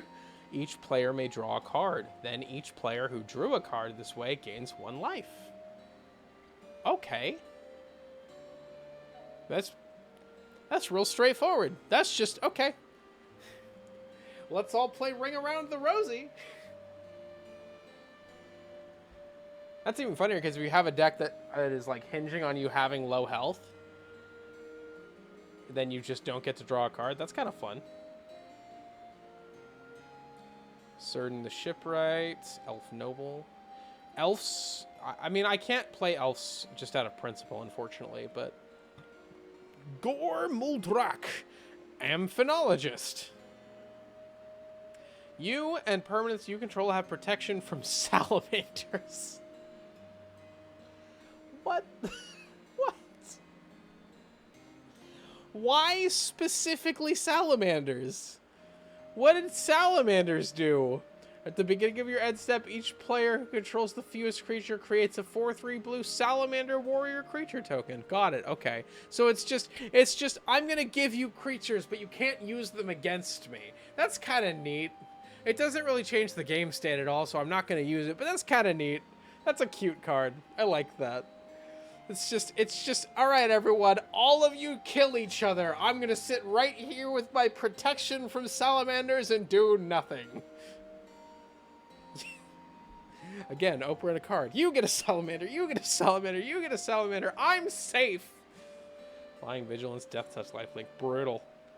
Damn, and this is a group hug card? At the beginning of your end step, proliferate. Choose any number of permanents and or players. Give each another counter... give each another counter of each kind already there. Okay, well that one's very stringent, like, contingent. What's the word I'm looking for? That one entirely relies on my opponent having a counter deck. Each player reveals the top card of their library. For each non-land card revealed this way, add green. You gain 1 life. Each player draws a card. Did you know that even though Oprah gave the cards away, since they were considered gifts, the audience had to do one of 3 things: pay the tax, take the car home, sell the car and pay the tax and walk with the remainder, or walk away completely. The audience was packed with people that needed the cars, so, you know, found that out recently, was quite frankly annoyed at the show. Yeah, that's pretty gross. Should have been considered a donation, not a gift. That's kind of how you would get out of that shitty situation. I need high synergy cards. I need commanders. Give me commanders.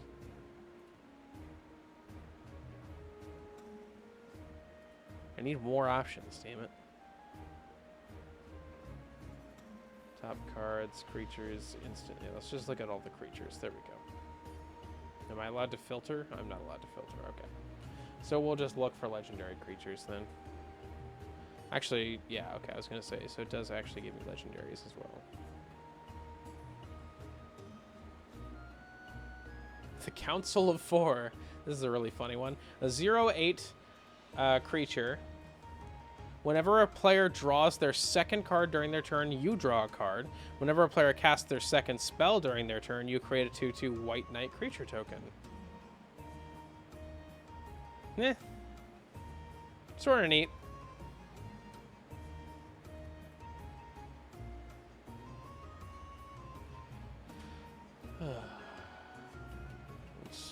Let's see.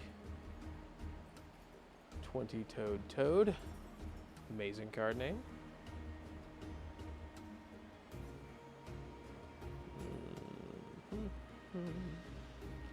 Nils Discipline Enforcer. At the beginning of your end step, for each player, put a +1/+1 counter on up to one target creature that player controls. On up to one, or... Yeah, on up to one target creature that player controls. Each creature with one or more counters on it can't attack you or planeswalkers you control unless its controller pays X, where X is the number of counters on that creature. Huh.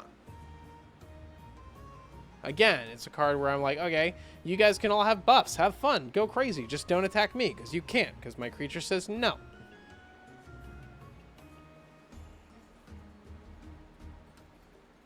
Kind of neat.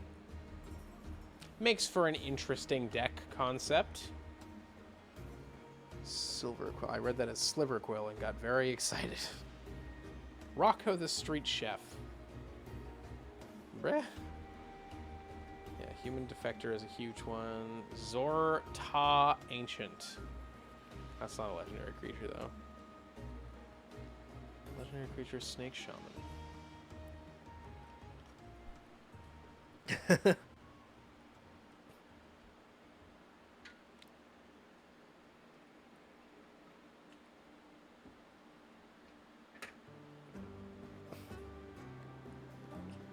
Huh. That's neat. That's a pretty neat one.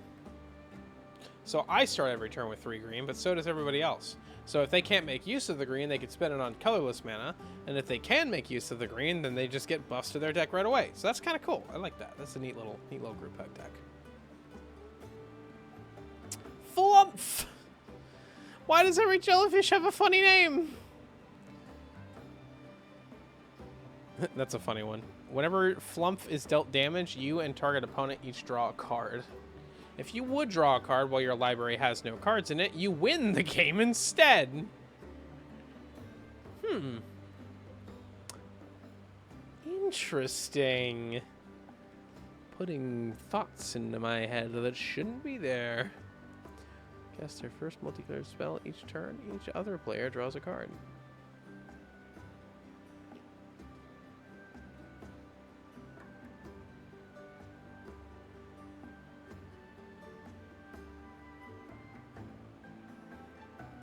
A little boring. Pramicon the Sky Rampart, a 1/5 flying wall. It enters the battlefield, choose left or right. Each player may attack only the nearest opponent in the chosen direction and planeswalkers controlled by that opponent. That's the fucking thing, baby. Look at this shit. Hey, you want to completely fuck with the game state? You want to make everything make no goddamn sense? Right there. Sorry, right there. I'm pointing at my fucking other monitor where this is. That's genius. This is funny as shit. This is exactly what I had in mind when I started fucking looking for decks for this. That one's going on the list for sure. I love that. Oh, I have a Discord message. Salty. Wait. When did you start playing Magic again? Why did you message me that you could just hop in chat? Anyway, I started playing Magic again. Never. I'm just looking at building a Commander deck because I have friends that play Commander, and I've had friends that play Commander for the entire time that I've talked to people. The worm in my ear telling me constantly to constantly hit the Shrine of Chance. You're gonna hit a red. I can assure you, Chief. You just one more. You gambling addicted fuck.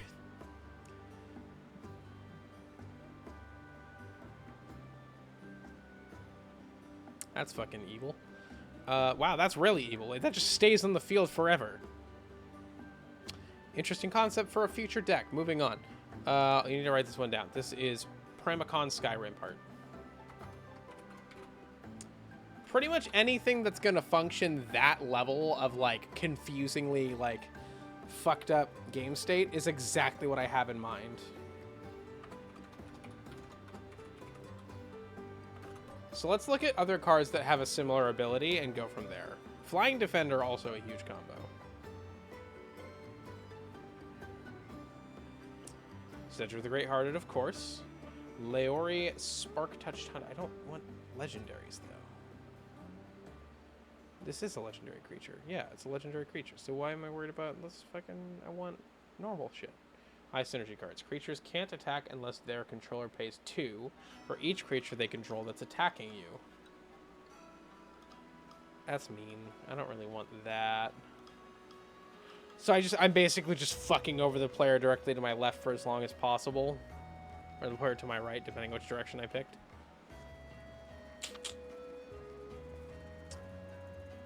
You may promise an opponent a gift as you cast this spell, and if you do, they take an extra turn after this one. Creates 4 2/2 bluebird creature tokens with flying. If the gift was promised, all permanents you control phase out, and until your next turn, your life total can't change, and you gain protection from everything.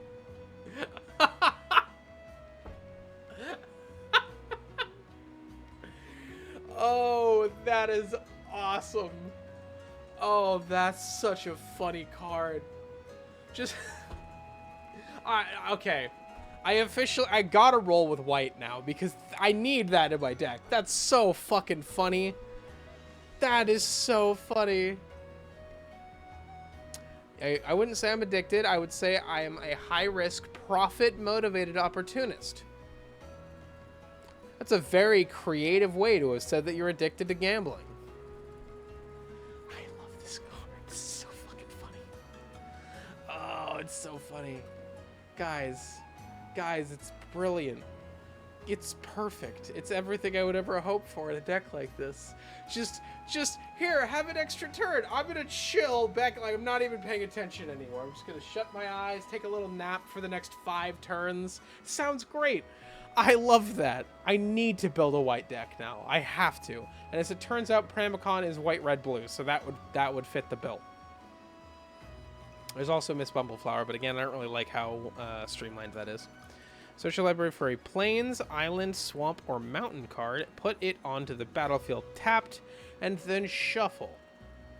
Onake Oathkeeper. Creatures can't attack planeswalkers you control unless their controller pays 1 for each creature they control that's attacking a planeswalker you control. Wait. Creatures can't attack planeswalkers you control unless their controller pays 1 for each creature they control that's attacking a planeswalker you control. That's a confusing card to read. I'm gonna need a few.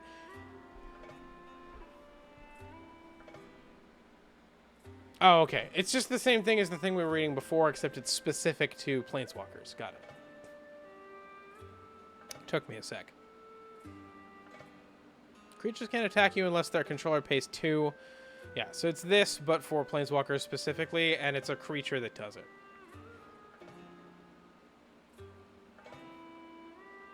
That's neat. It is the planeswalker friend. Search your library for a plains, island, swamp, or mountain card. Put it onto the battlefield tapped, and then shuffle. So this is a green... Oh, it's not green. Then why would I want that? That's pointless. If Leyline of the Guild Pact is in your opening hand, you may begin the game within the battlefield. Each non-land permanent you control is all colors. Lands you control are every basic land type in addition to their other types? Huh? And this can be played with either all green or a white, blue, black, and red card. When I say I'm a gambler, everyone has a bad opinion of me, but if I say I play the stock market, everyone thinks that I'm so innovative and a risk taker. No, I would say the same thing if you play the stock market, actually, personally.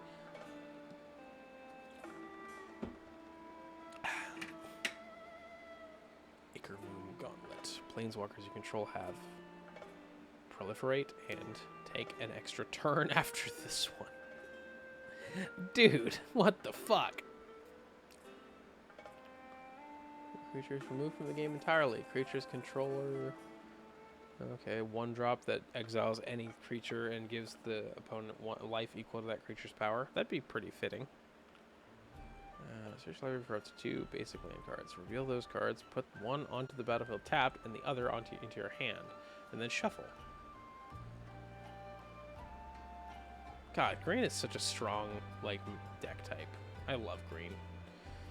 Path to exile. Exile target creature. Its controller may search his or her library for a basic land card, put that onto the battlefield tapped, and then shuffle his or her library. This would be really, really, really, really, really strong in a white deck because you could do that to yourself. So that's cool. I like that a lot. Because I could turn 2, play a 1-drop creature, tap that, exile it, and now I have 3 land for the next turn. And then turn 3, I now have 4. So that's just like pretty instantaneous mana ramp for any part of the game.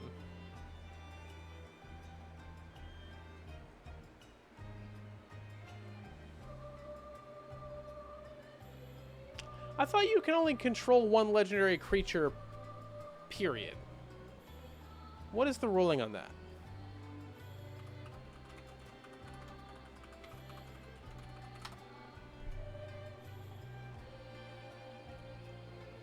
If a player controls 2 or more legendary permanents with the same name, that player chooses one of them, and the rest are put into their own as graveyards. Wait, if a player just...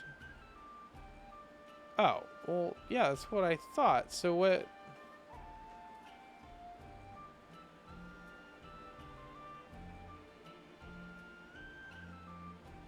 Oh, wait. Oh. Of the same name. So you can have as many legendary... I was so wrong! That changes fucking everything! Wait! I thought you could only have a legendary creature, like 1 legendary creature on the field. So then having legendary creatures in this format doesn't even fucking matter because you won't have multiples of them.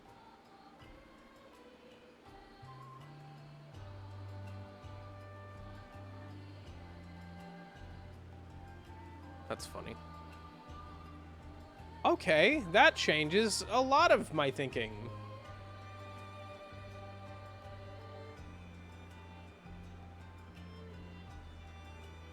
So if I just build a legendary creatures deck that is all legendary creatures, I can have all the mana I want for free. And this would be my, yeah, but that has nothing to do with my plans, so we're gonna ignore that. Regardless, neat. Moving on. Back to looking at EDH Hug decks.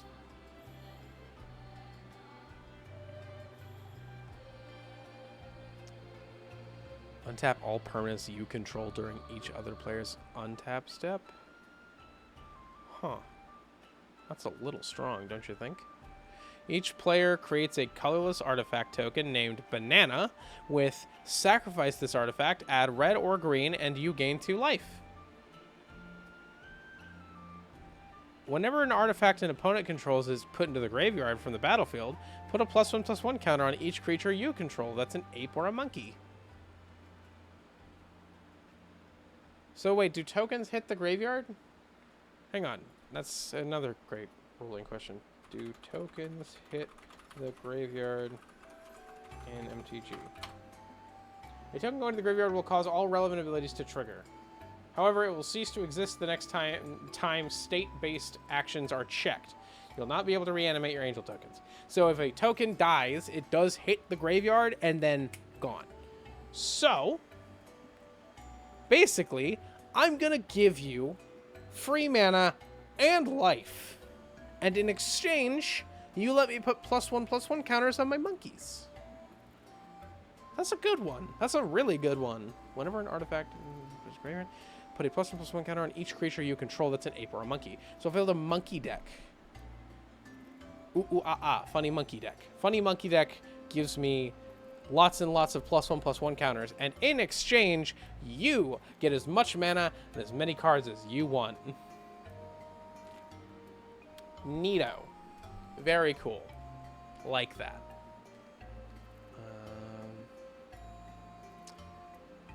Each player may put a land card from his or her hand onto the battlefield.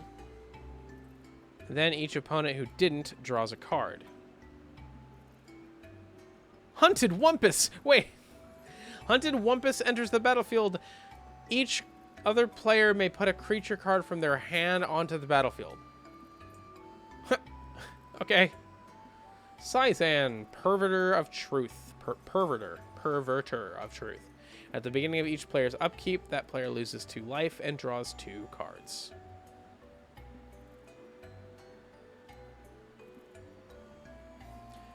Brina the Demagogue. Whenever a player attacks one of your opponents, if that opponent has more life than another of your opponents, the attacking player draws a card, and you put 2+1/+1 counters on a creature you control.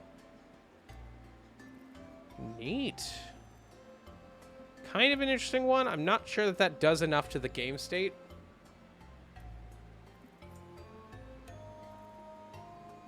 Arkalos Lagoon Mystic, the Turtle Shaman. As long as Arkalos Lagoon Mystic is tapped, other permanents enter the battlefield tapped. As long as Arkalos is untapped, other permanents enter the battlefield untapped. Very simple card. Very, very strong.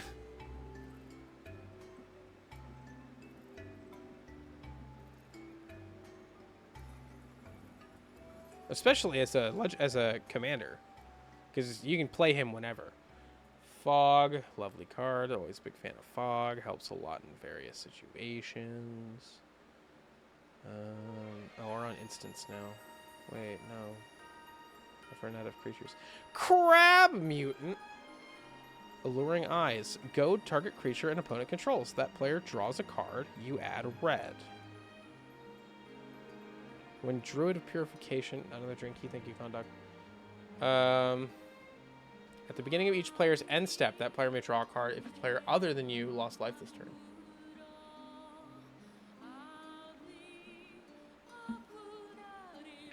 And you can partner it with another commander.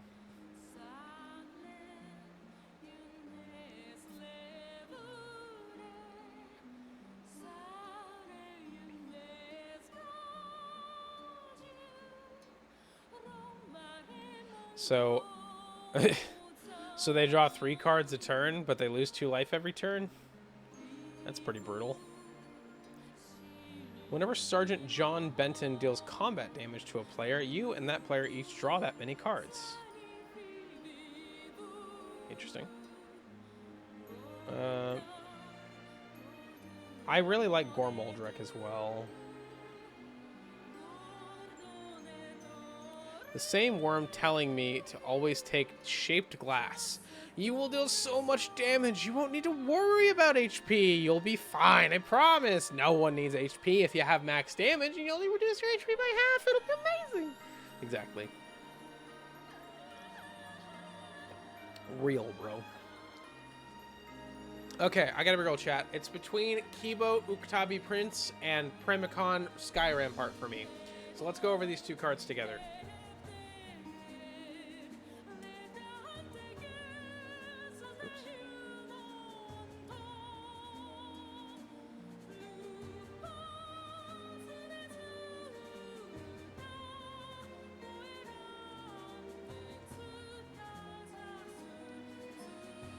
So I could build a blue, red, white deck with a wall as a commander. The reason a wall as a commander is funny is because walls have defender, and defender means you can't attack with the creature. So it is the opposite of a Voltron deck. I just can't. However, it also makes the game state ridiculous to the extreme of what I'm looking for. This is probably the most likely candidate. However, I do also quite like... let's take a look at him here in a sec. I do also quite like Kiba Uktabi Prince. This one changes the game state a little less. It's a little less interesting. However, it is the perfect idea of like the intersection between what I was saying and what a group hug deck actually is coming together, because it is like my win con is letting my opponents get away with stupid shit. Yeah, go ahead. Gain 2 life, use that mana. It's free. I'm giving it to you. You can use as many bananas as you want, but every time you use a banana, you give me +1/+1 counters for all of my monkeys.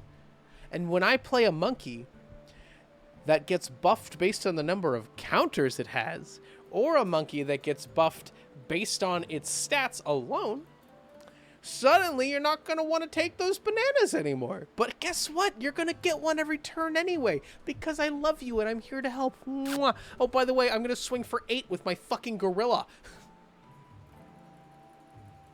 This is exactly like, this is such a cool idea. I like that a lot. This, however, is hilarious.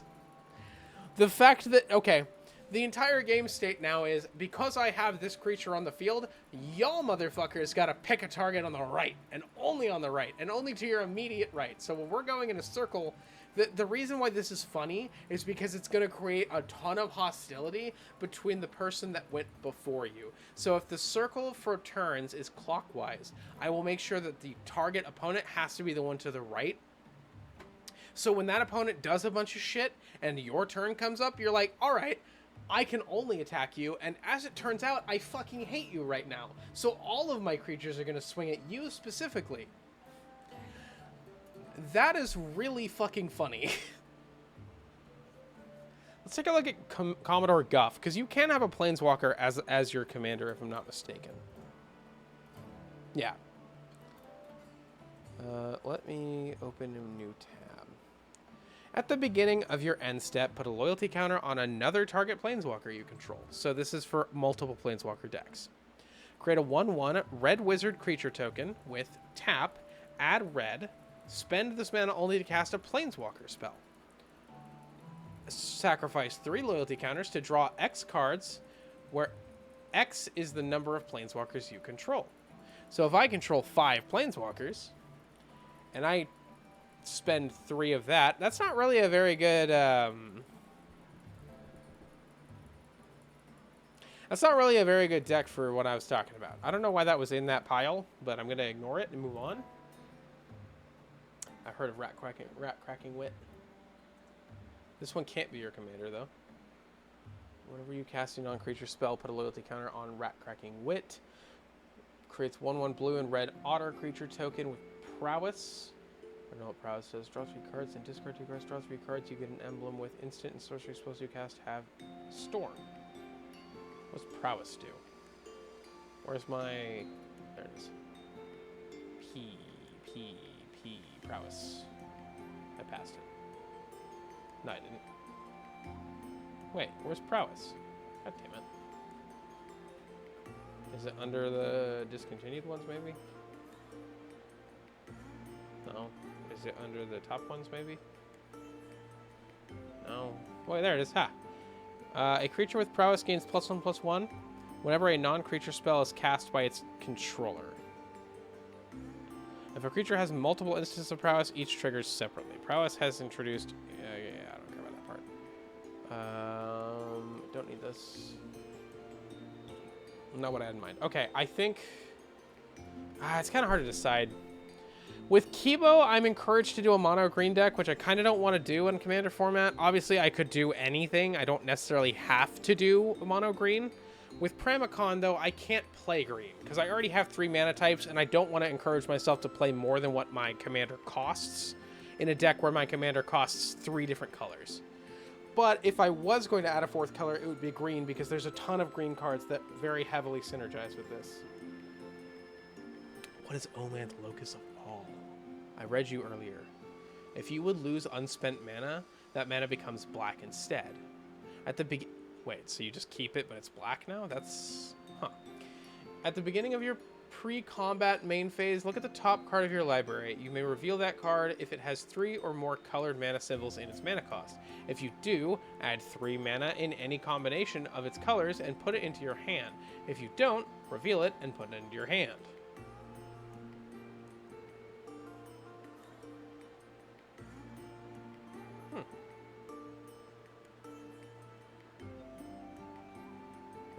So you put it in your hand either way.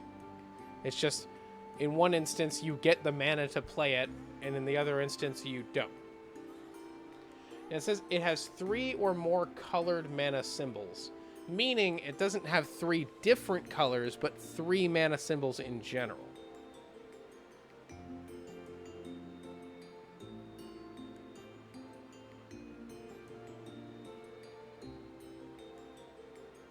pretty neat. That's a pretty neat card. And the best part is, it doesn't actually have to be in an all-mana deck. It also doesn't have the theme I'm looking for, so we're ignoring it. But it's still cool. I like that. There are other commander decks I could build. This is something I would probably build a commander deck around, because that's quite neat. That gives me a lot of synergy with other creatures, so I like that. The only cost to play it is that all of my creatures are like these that have three different mana costs. Okay, let's stay focused. So, Primacon, Kibo. I think it's got to be Primacon. It's just too interesting. It's too interesting of a gimmick to force upon my opponents. That's so genius. All right. Here comes the next part. I gotta take a piss. Actually, now would be a really good time just to take a break because we finally picked our commander. It only took this long. We're going to build a Primacon deck. I don't know how it's going to turn out. I can't promise it'll be good. It's not meant to be high power level anyway because I'm playing it with friends who play casually. It's just meant to be silly, and that's sort of the plan. So we're going to come back to this. We're going to start looking at MTG Goldfish, and I can explain everything we're going to do from here in terms of building the deck, and then hopefully we'll actually get to go and build it in an MTG simulator, which I'll go find. For now, I'm going to take a little break. We're going to continue enjoying some Monster Hunter music while I do that. And, yeah. So, be right back.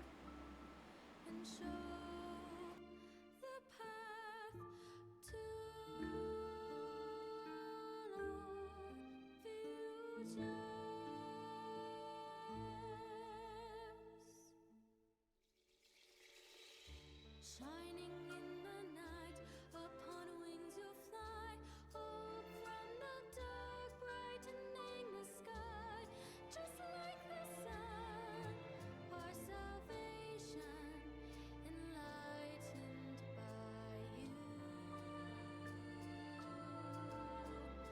Oh, sacred star, light our way.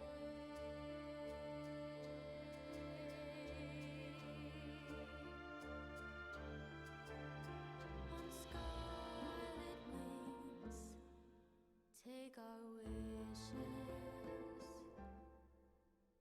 upon your way into the sky, soaring ever high, beyond anywhere, beyond the world to eternity.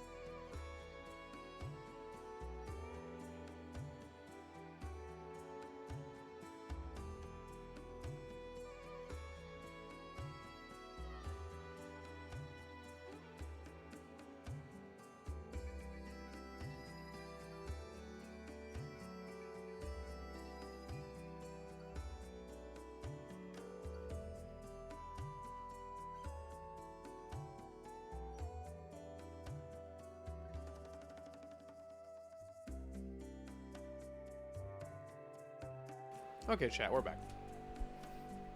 The break is over. We can get back to building my Pramicon deck. Hi, Luna. Condog, thank you for the drinky.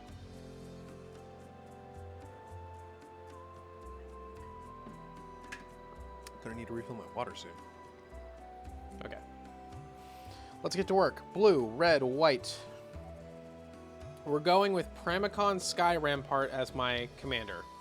I'll give you a quick synopsis here. So it's a defender, meaning it doesn't attack. And as it is on the field, I get to choose left or right, and each player may attack only the nearest opponent in the chosen direction, and planeswalker controlled by that opponent. So it's just completely changes how combat works for as long as it's on the field.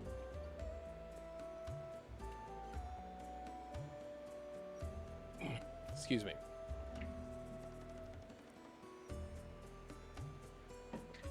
Okay. Explain again. Basically, because Commander is a 4-person format, so the way it would work is that Pramicon picks left or right, or I pick left or right when I play Ramicon, and then it makes it so that when your turn comes around, you're only allowed to initiate combat against the opponent in the direction that I declare. Like, directly in that direction. So, like, if you're sitting with 4 people, right, and I say left, and your turn comes up, you can only play against the opponent either directly to your left or directly across from you in that direction. It's pretty neat. It's pretty neat. So we're going to go to MTG Goldfish, and I'm going to search for Pramicon.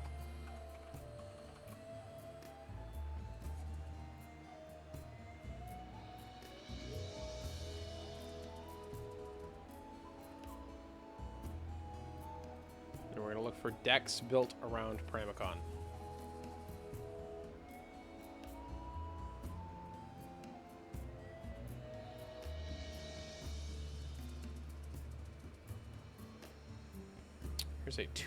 Here's a $2,000 one. Make Highlander great again? Okay. This is not what I had in mind. Not legal, not legal, not legal, not legal, not legal, not legal. Legal in Legacy, legal in Vintage, legal in Commander, legal in Dual Commander, legal in Commander 1v1. Wait, it's not legal in Historic or Modern? Why is it not legal in Historic or Modern? Oh, because it... Right. Doy.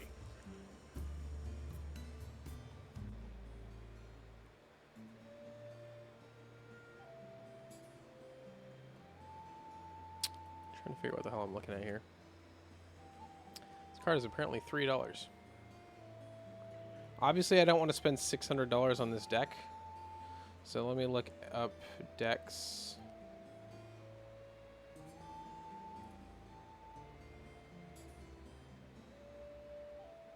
Shoot. There we go. Deck search. Shit. What's it called? Pramicon. Search. Okay. Group Hug, Commodore Gruff. Why is Commodore Gruff such a common card paired with this guy? Did I miss something?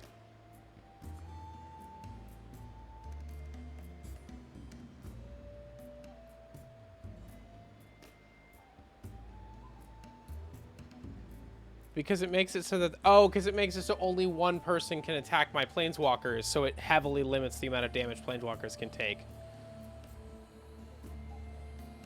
ROR2 and Ultra Kill are comfort / I'm bored and don't want to think games, and I love that for me. I also love that for you. That's exactly how I feel about Monster Hunter. I love the Sonic movies. First, they're pretty solid, TBH, and also Jim Carrey was going to retire and then decided to come back as Eggman. Then Keanu gave up a Star Wars role to be Shadow in the new movie. Keanu keeps on winning. Dude, that is actually fucking great. That is so Keanu Reeves. I love that. Luna, by the way, if we don't end up finding a good Pramicon deck, there's also Kibo Uktabi Prince is the other one I was looking at, because this one's also really fun. And then there's a couple others that I have a list of that I could use. But this is kind of the one that I most want to do. Pramacon's budget pillow for it. Perfect. $145. Not bad. Okay. Let's take a look here. We're going to go through every single card in this list. We're going to decide which ones we like, which ones we don't. We're going to go ahead and put this in a pile, and we're going to go look for... And this is kind of where I want to bring this up now. And then this one, what was the other one? It was Kibo Uktabi Prince.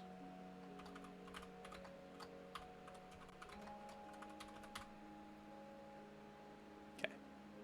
So now we're going to go here. We're going to look at cards that synergize well with there's a type of gamer is either sus games, puzzle games, or casual-oriented games. That makes sense.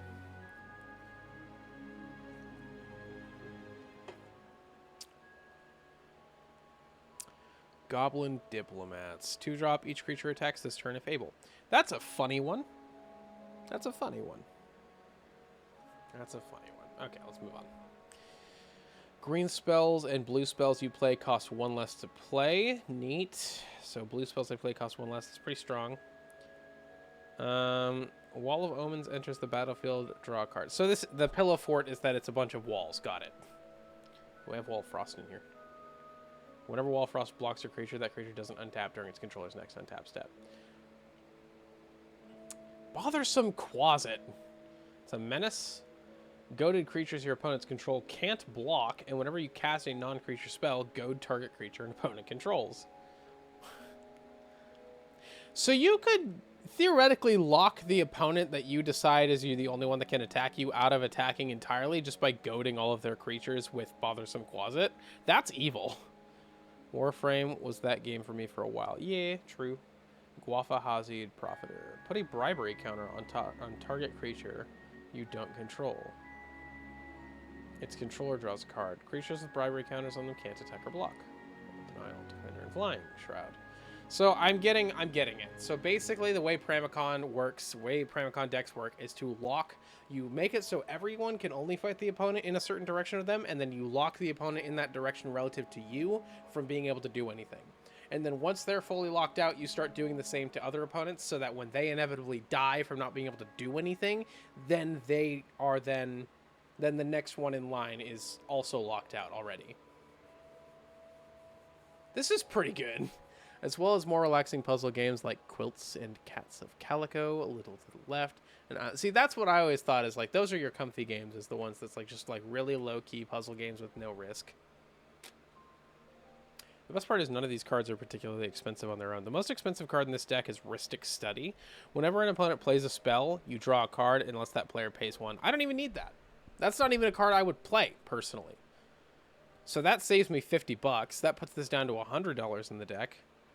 The next most expensive card is this $11 land, Flooded Strand, which is a really good card. Pay 1 life, sacrifice it, so it's a sack land. We love those. We stan sack lands here, okay. And the next most expensive card after that is this $6 Skull Clamp.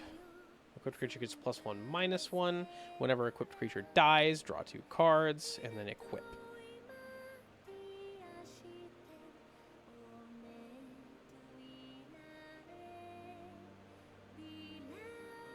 Of course, a Soul Ring, naturally. Blatant Thievery. Okay, let's keep looking at these. Let's go from top to bottom so I can try to stay a little focused. I like the stimulation of chill strategy and puzzles for the stim demons, but they're vibe enough that it doesn't flare my anxiety at all. Okay, Wall of Omens enters the battlefield, draw a card. Cool, neat. 2-drop, draw a card. Can't be mad. That card is brutal. Bothersome Quasit is brutal. This one's funny. This is just free draw. We like free draw. Not even free draw, but just we like drawing cards. But it's for your opponent, which is fine because it's a group hug. Defender Flying has Shroud. This creature can't be the target of spells or abilities. Brutal. Whenever Wall of Frost blocks a creature, it doesn't untap. Archon of Absolution. Protection from white. Creatures can't attack you or a planeswalker you control unless their controller pays 1 for each of those creatures. So this is exactly what Rhystic Studies does, but it doesn't require. It's just a creature instead of a enchantment, so it's much easier to kill. Creatures can't attack you or planeswalkers you control unless their controller pays 1 for each of those creatures. Again, same thing. So this is kind of what I was explaining before with Commander, where sometimes you can have technically the same card, but it's not actually the same card, but it does the same thing. It's where Archon of Absolution and Baird, Steward of the Archive, and Rhystic Study all do the same thing, but they function differently. Drinky from Condog. I now need to go get more water. Spell checking your work is a good thing. I'm not Condog. Oh, my bad.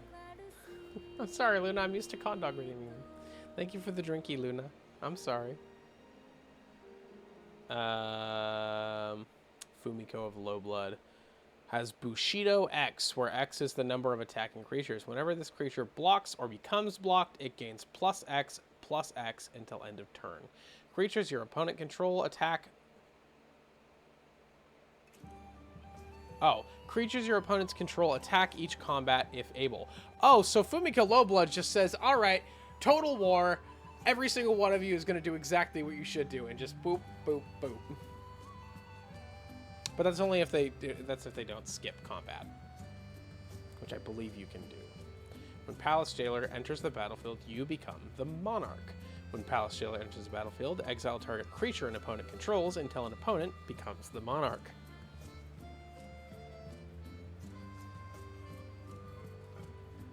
Huh. Creatures can't attack you unless their controller pays 2 for each creature they control that's attacking you. That is mean.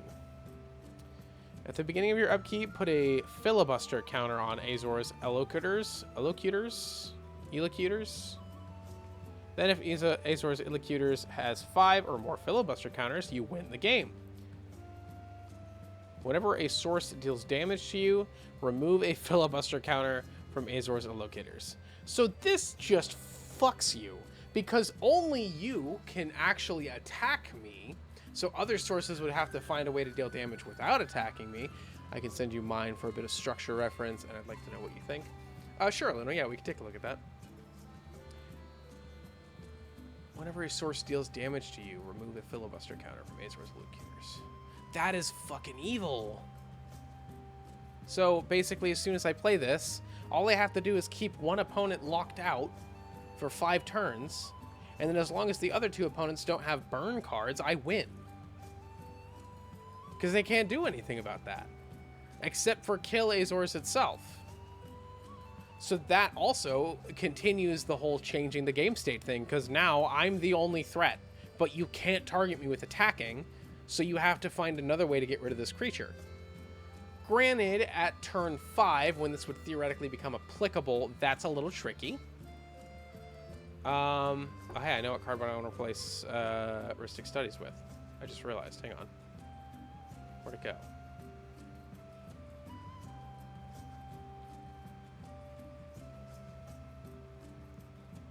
It's a white card. That's all I remember.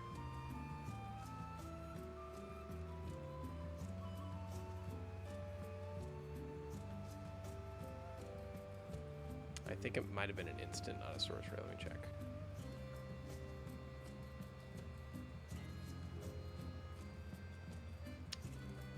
I can't remember what it's called. I know it was a 4-drop. Path to Exile is another one that I'm going to want. It was a 4-drop white card.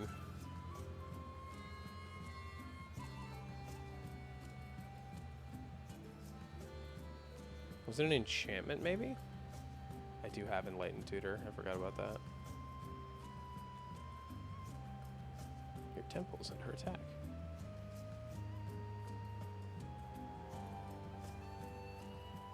Maybe it was an enchantment, or was it a creature? Gosh, I don't remember. Oh, you know what? It was a creature. It was while I was looking through creatures. I remember now.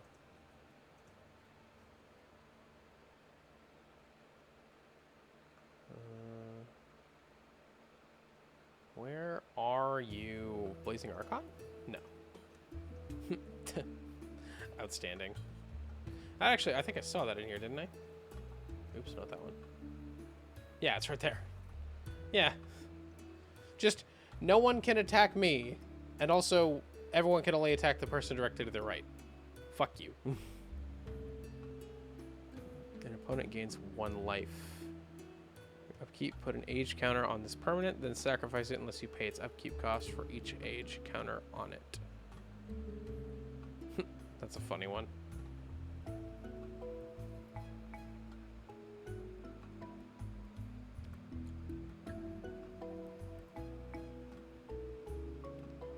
All creatures gain hexproof and indestructible until end of turn.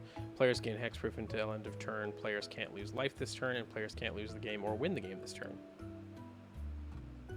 Generous gift. There it is. Destroy target permanent. Wait, no, that's not it. Fuck. I can't remember what the card was. At the beginning of your end step, each player put 1/1 to 1 target creature that player controls. Each creature with 1 or more counters on it can't attack you or planeswalkers you control unless it's controlled. Each creature with 1 or more counters on it can't attack you in the face. That's a really good one to have. How much is this? $4? Okay, let's put that one on the list. Nils Discipline Enforcer.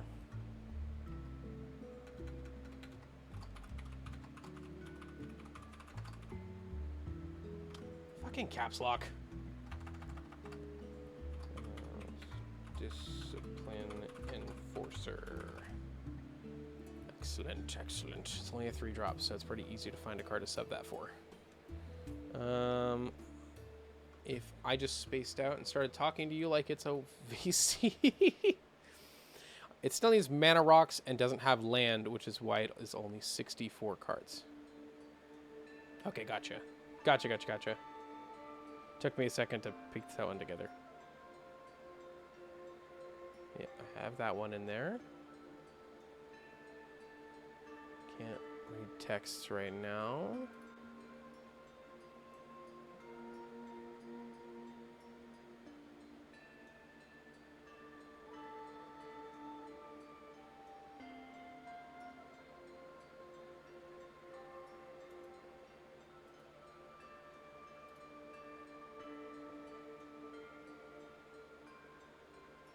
Each player must put 2/1 counters on a creature they control. If a player does, creatures that player controls can't attack you or planeswalkers you control until your next turn. That one doesn't really work in place of other cards that do the same thing but better. In this particular deck, that would work great in the monkey deck, though. That would be excellent in the monkey deck. Lauren of the Third Path. When Lauren of the Third Path enters the battlefield, destroy up to 1 target artifact or enchantment. You and target opponent each draw a card. That's not really helpful. Enters the battlefield, each player's life total becomes the highest life total amongst all players. They're shutting down all of the completely legal sites to watch anime and other forms of media. That's awful.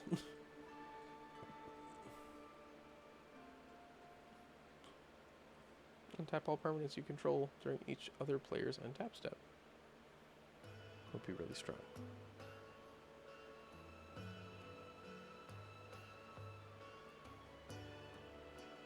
Each player reveals the top card of his or her library.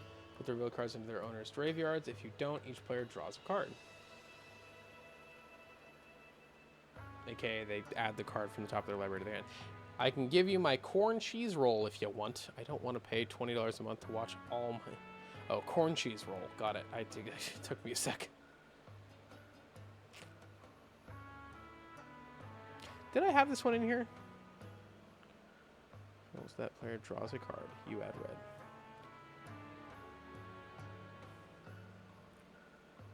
I like this card a lot for this deck, because it already has red and blue in it, right? Yeah. I kind of want to do Red Death Shipwrecker too.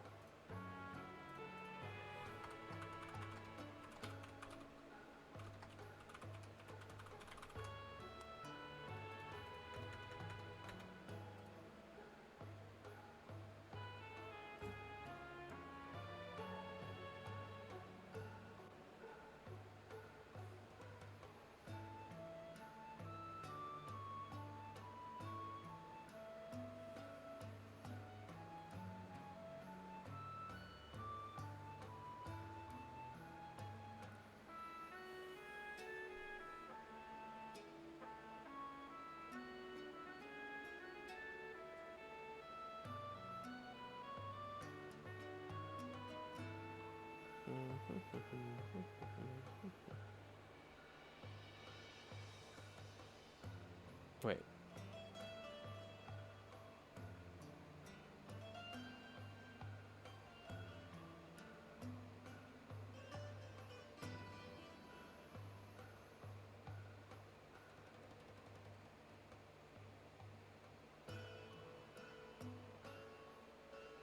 Eldritch Spymaster of Tress. Whenever a creature deals combat damage to one of your opponents, its controller may draw a card. That's green, though. I kind of like the idea of Yes Man Protocol or Personal Securitron as well, except it doesn't really synergize with anything here. Cast spells as though they had flash. Your opponent can't cast spells during your turn. Oh! That's a funny one. Wait, that's a... Wait, hang on. That's really strong. Hang on, hold on. Hold the fucking phone, brother. Any player may cast spells as though they had flash. Your opponents can't cast spells during your turn. So let me tell you something. Tidal Barracuda, the very next turn... Because no one's going to counter it when they see it. Tidal Barracuda, the very next turn... Azor's Elocutors. Because they can't counter it. They can't counter it because they can't play spells during my turn. But they can all play spells on each other's turns as if they had flash. That's definitely going in the deck. That's going in the fucking deck. That's so strong.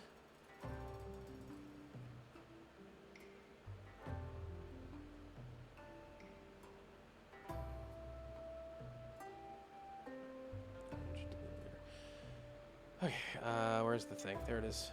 You should use the site I sent my deck with. I'm using this site because it's commander specific, Luna.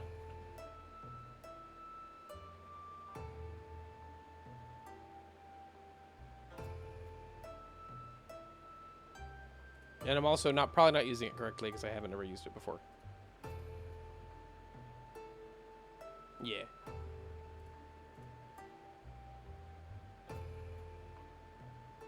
This one's also commander specific, which is another reason I like it. For all damage that would be dealt to Sin, whenever you cast your first instant or sorcery spell from your graveyard each turn, copy that spell. You may choose new targets for the copy. Okay, anyway, I really need to try to focus here. Barracuda, right? It's the... Fuck. God damn it. I just looked at it. Where was I looking at it from? Oh, right here. There we go. Tidal Barracuda. There we go.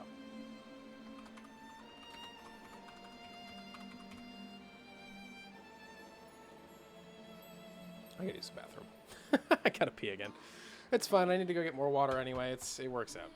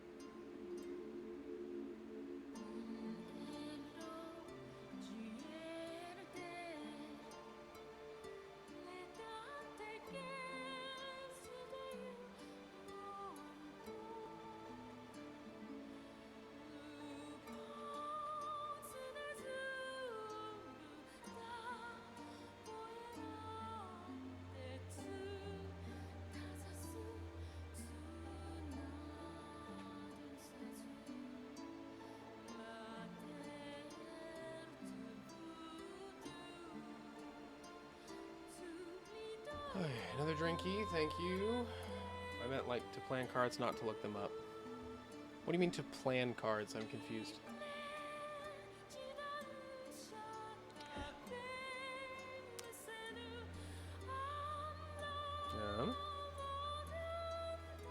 Okay. Goblin Diplomats is good, except Tidal Barracuda, or not Tidal Barracuda, but another card I have already facilitates that, so I'm not really super worried about that one. Obviously we're getting rid of Rhystic Study. Cumulative Upkeep. Whenever target opponent successfully casts a non-creature spell, you may draw a card. That player may pay 4 to counter this effect. And it's a 1-drop? And that's a 1-drop? Oh, it's cumulative upkeep, though, so every turn you have to pay 1 to use it. When did you pick up Magic again? Voltiel, I picked up Magic, never. I haven't picked up Magic again yet. This is me trying to pick it up again. Because I want to start learning how to play Commander. Because I've never played Commander before, and it's the format I've been the most intrigued by since I learned of Magic the Gathering. There's a deck builder in the site you can set to only do legal Commander. That's what this one does that. This has a deck builder.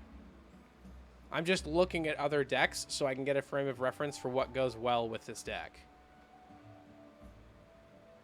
So on that note, I really liked, as a win condition choice, I liked Azor's Elocutor, so let's go ahead and put that in there.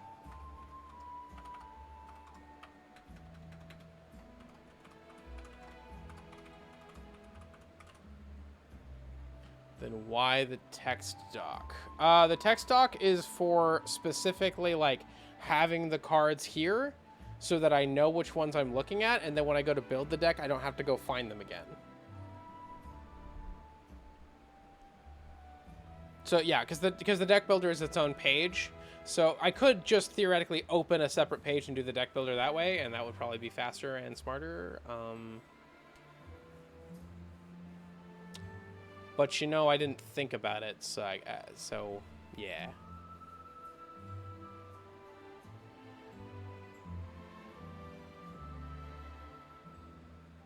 Anyway, fucking caps lock again.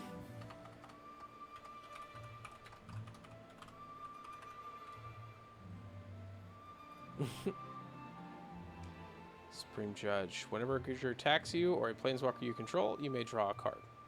So when they do eventually actually get the chance to attack me, I get to draw a card from it. That's kind of really useful. I gotta be real, that's not useful. Whenever a creature an opponent controls attacks, if you're the defending player, create a 3/3 red ogre creature token, unless that creature's controller pays 3. That one's okay. I feel like Asperia is the better of the two, and the price suggests the same.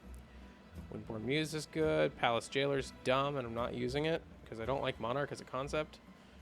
Ooh, I got 2 different Planeswalkers up in this bitch, including Rowan Kenrith and Will Kenrith.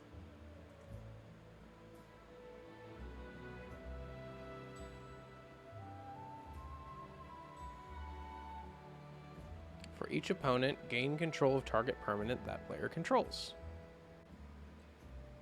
Return all non-land permanents to target players. Oh my god. That's pretty brutal. Okay. I have your attention. I completed all of the hunts and rise. Good. Neat. That's awesome. Damn, that's a lot of hunts. And that's in 1-star and 2-star in the guild hall, or is that in the village?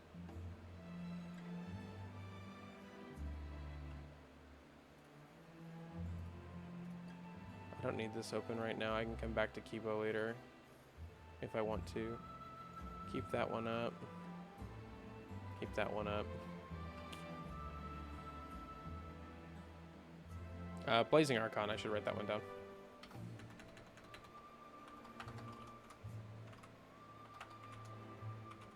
Why am I having so much trouble typing tonight, man? There's the hub and there's the village. They're 2 different things. So the hub is the ones that you get in the same room that we got all of ours, in that little lobby. And then the village quests are the ones that you get from the other quest giver in like the main area.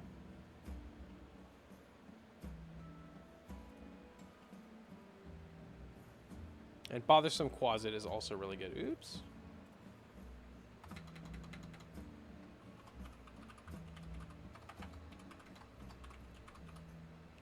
Yeah, you know what? I think it'd be a really smart idea for me to just...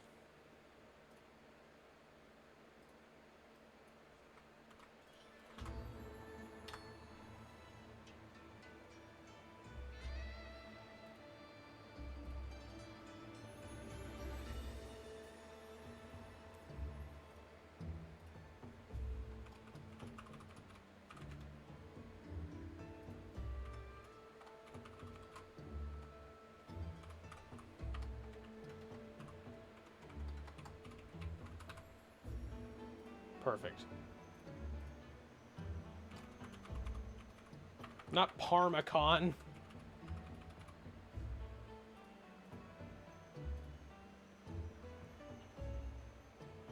What is the companion supposed to be? I don't think I have a companion.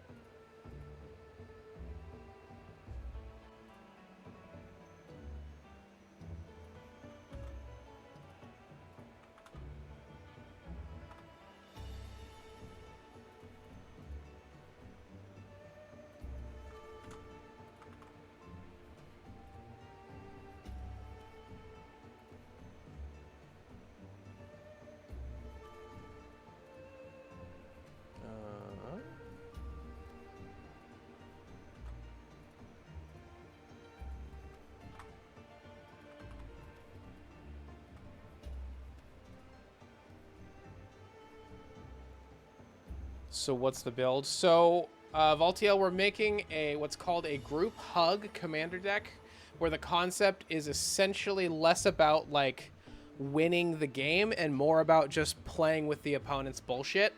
This is the primary card in the deck, and it is one of the funniest cards I've ever seen. It is a wall. This is the commander, by the way. It's a wall. Over there. That's the commander. There we go. It is a wall. And it makes it so that you, when you play it, you choose left or right, and each player may only attack the nearest opponent in the chosen direction.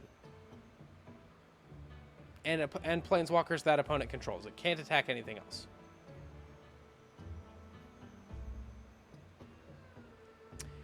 Secretly, this is also a bit of a control deck, as there are two cards in here that have some pretty absurd power.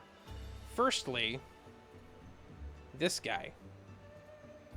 This is my win condition, or one of my win conditions. At the beginning of your upkeep, put a filibuster counter on it. Whenever a source deals damage to you, remove a filibuster counter from it. Then, if Azor's Eldecutors has 5 or more filibuster counters, you win the game. So 5 turns after this card comes out, theoretically, I should win the game. Why? Because my opponent is attacking into 6 different walls, a bothersome Quesit,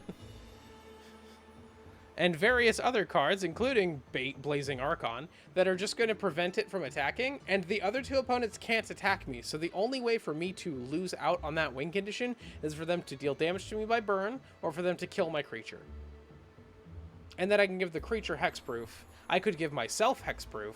I have a lot of different ways I can go with the build, but these are the 2 basic ideas.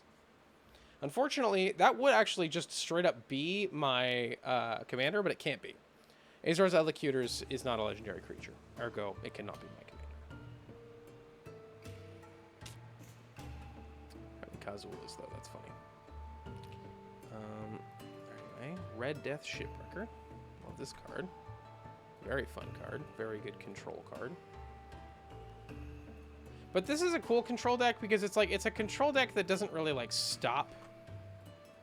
It does stop a person from playing the game.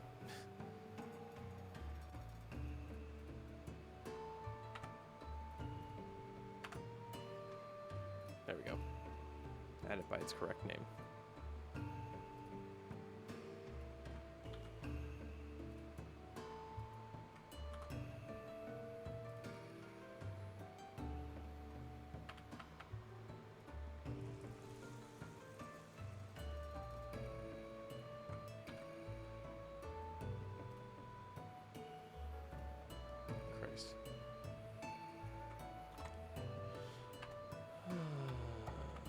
Spell it wrong? I don't think so.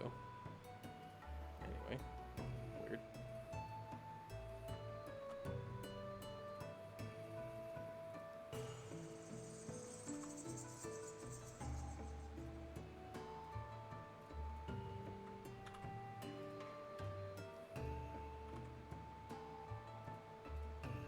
Okay. See if there's any other creatures I want. I know I want a few of these walls. For example, I definitely want Wall of Omens, because that's a 2-drop draw card. I definitely want Wall of Denial and Wall of Frost as well.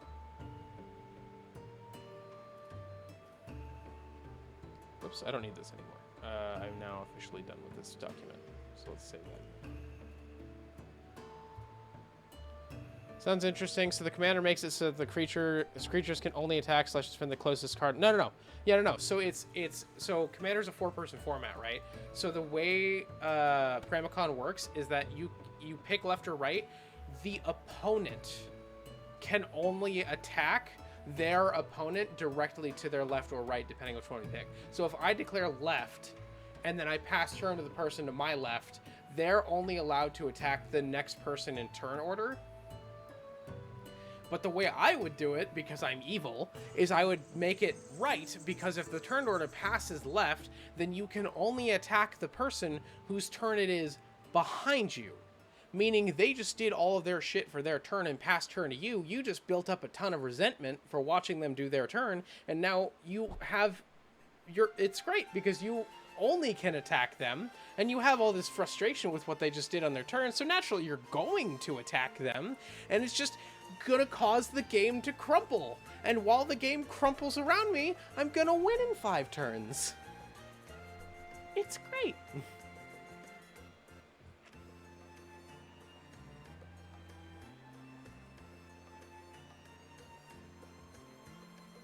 Wall of Frost, Wall of Denial, and Wall of Disruption or something like that.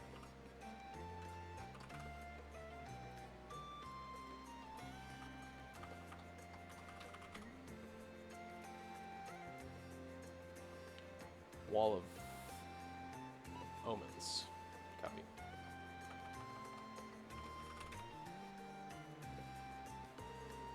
Delightfully devilish, Colbus.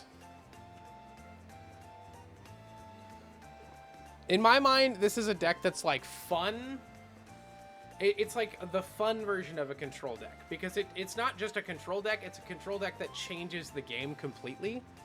And that win con is just one card. That's not the only way I can win. That's just one of the options I have, is a full lockdown that wins me the game.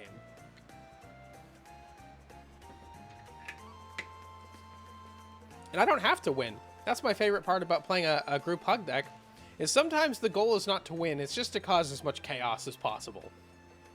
Which is also where that one card comes into play. I need to come up to that. What is this? Master of Ceremonies. At the beginning of your upkeep, each opponent chooses money, friends, or secrets. For each player who chose money, you and that player create a treasure token. For each player that chose friends, you and that player each create a 1/1 green and white citizen creature. For each player who chose secrets, you and that player each draw a card. I love that. I want it. I like that. That's adorable. Put it in the deck. Fuck it. It doesn't synergize. I don't care.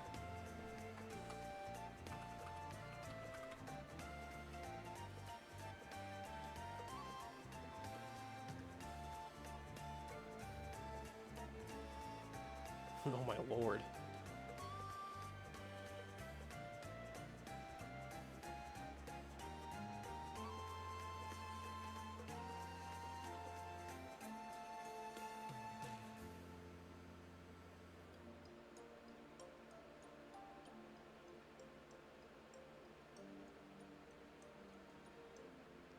Temple Bell would be another good one to throw in here.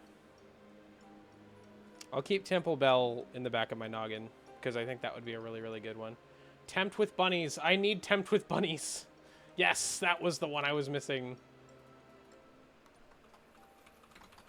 Does it synergize? Not exactly. Actually, maybe not. Hang on. Draw a card, create a 1/1 white rabbit creature token. Then each opponent may draw a card and create a 1/1 white rabbit creature token. For each opponent who does, you draw a card and create a 1/1 white rabbit creature token. No, that's still really good, because I get to draw up to 4 cards, and I get 4 creatures. And most of my opponents aren't going to be bothering me with those creatures, so who cares? Yeah, absolutely, I want to use that.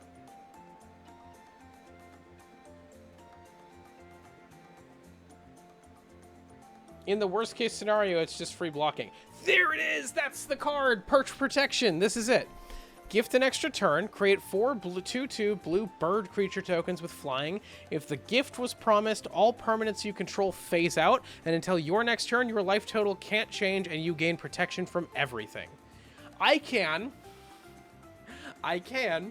gift a turn to the person directly to my right, and then phase out with Azors on the field. The thing is, it's a gift, right? It's not an agreement. So if I say I'm gifting it to you, you have to accept it. And I phase out. So I'm just not in play. And my opponents just have to deal with that. I like that card. I need that card in my deck. That's so fucking funny.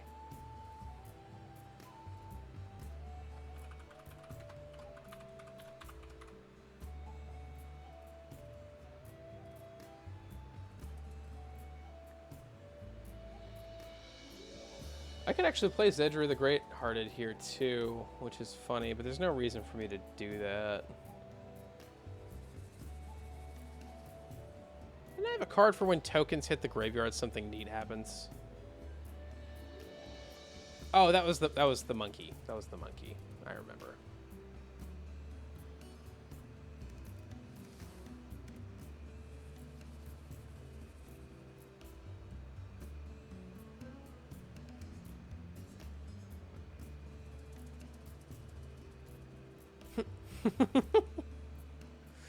Oh, that's a funny one. That's actually kind of worth adding too. Yeah. Okay, so here's the reason this deck is so strong as a group hug deck. Because the only player who getting buffed damages me is the player I declare is allowed to attack me. Everyone else is just fucking over the person directly closest to them. And granted, that's a generalization because, yes, there's a lot of cards that people can use that aren't, like, attacks. There's a lot of instants that do damage. There's a lot of, like, instant kill spells. There's a lot of control spells, all that stuff. I don't care about any of that.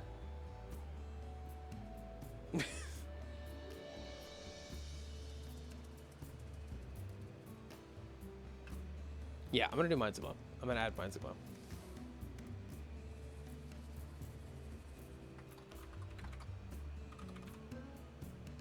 Yeah. Group hug coming in hot. Need to read both of those. That one's just really fucking stupid. Target player's next turn, each creature that player controls attacks if able. Deals 3 damage to each tapped creature target player controls. Gets an emblem with whenever you activate an ability that isn't a mana ability, copy it. You may choose new targets for the copy.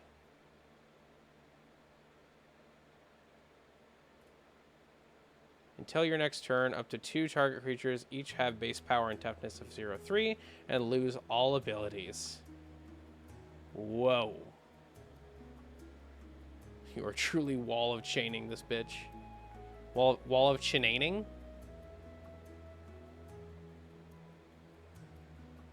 I'm confused. Wall of China-ing. Got it. Yeah, that's the plan. Give a lot and take it all. Target player draws 2 cards. Until your next turn, instant sorcery and planeswalker spells that player casts cost 2 less to cast.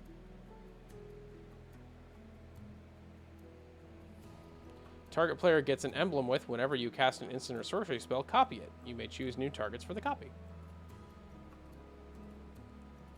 Buff my friends, kill my foes. I like both of these, and I think having planeswalkers in this deck is a good idea. They're both 6 drops, though.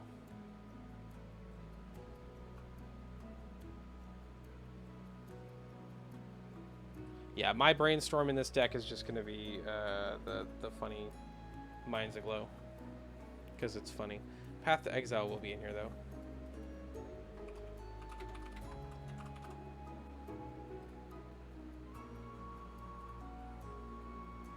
Okay, I need a counter.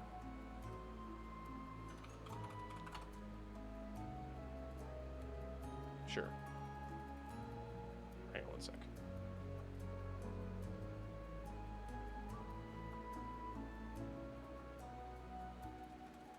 1, 2, 3, 4, 5, 6, 7, 8, 9, 10, 11, 12, 13, 14, 15. Is that really 15?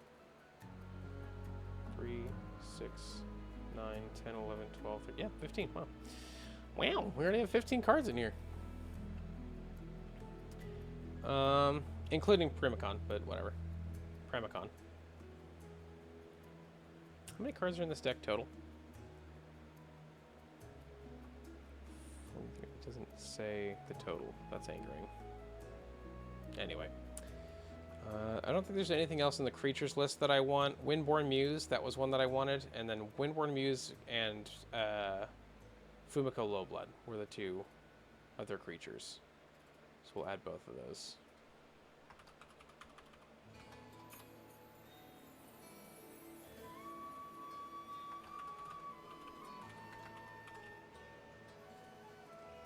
Okay. And then we added Rowan Kenrith. No, we did not. Add the Kenriths.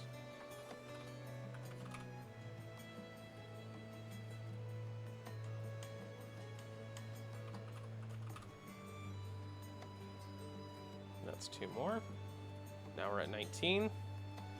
Don't need Brainstorm. Do need Path to Exile. Ponder, like the top 3 cards of your deck. Put them back in any order. Draw a card. Ponder's a $2 card. I might take it. We'll see. Preordain. Scry 2, draw a card. So these do the same damn thing. These do the same damn thing, except this lets you shuffle and pick a random card. I guess we want both of those, honestly.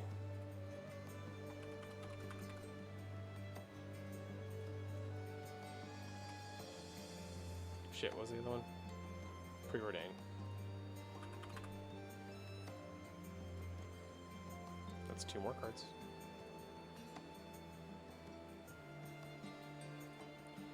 $21 right now.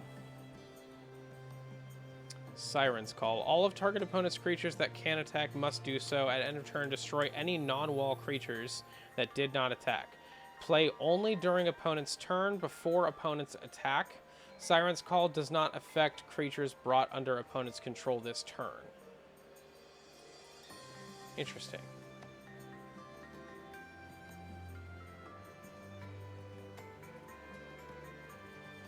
Yeah, we want that. How much is that? 25 cents. Yeah, we want that.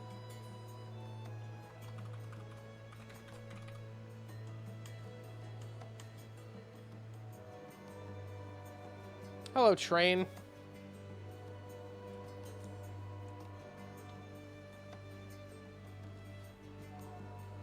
BRB, caffeinated.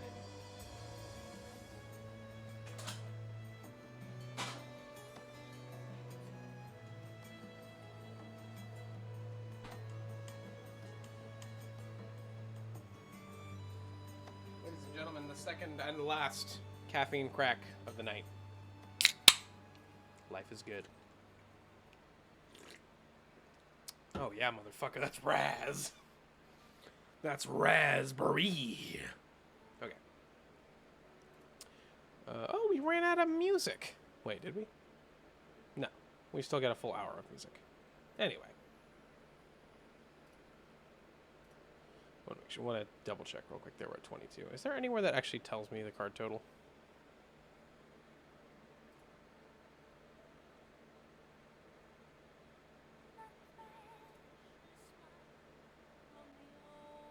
There we go. Pramicon's Dick Smasher. $36 with, as of right now, 15, 20, 22 cards in it. Cool. Got it right.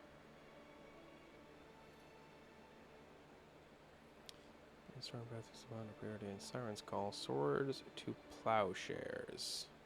You've inspired me to make a commander deck as well. Do share what you come up with, Valtiel. At the end of stream, I'm going to go over a couple of friends. Are going to go over Luna's deck, among other things. Exile target creature. Its controller gains life equal to its power. Beautiful. That's yes. Very thematic. Much wow. That one was Swords to Plowshares.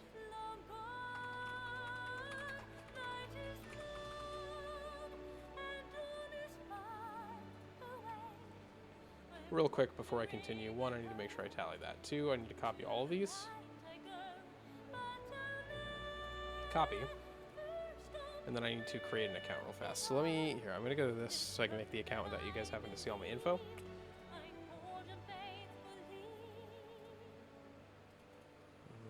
No, music.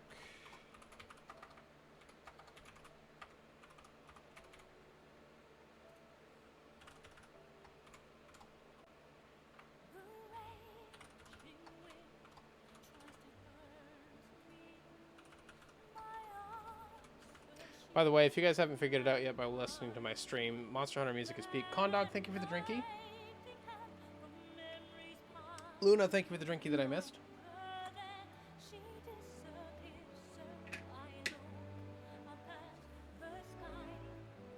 Well, Valtiel, I assume then that it is a Leviathan deck.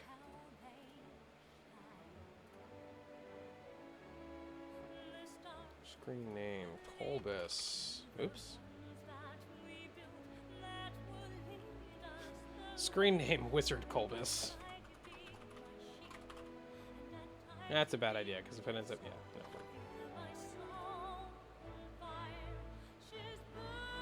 Damn straight.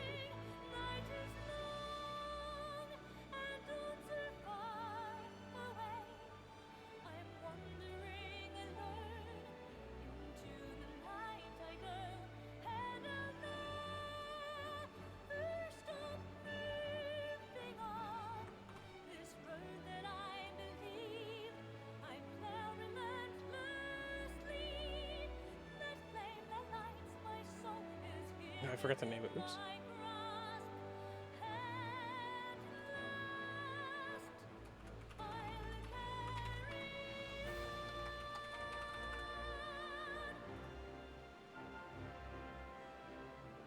Commander, Ramicon, Sky Rampart,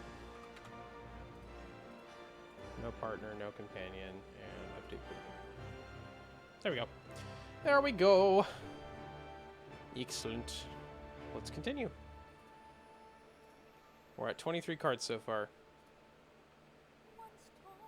Siren's Call, Swords to Arcane Denial. Counter target spell. That spell's caster may drop to 2 cards at the beginning of the next turn. Draw a card at the beginning of the next turn's upkeep. Okay, I see. So if I counter a target spell, it's a... I don't really want that one, I'll be honest. I'll take regular ass counterspell though, and negate. Yeah, I'll take both of those. Counterspell and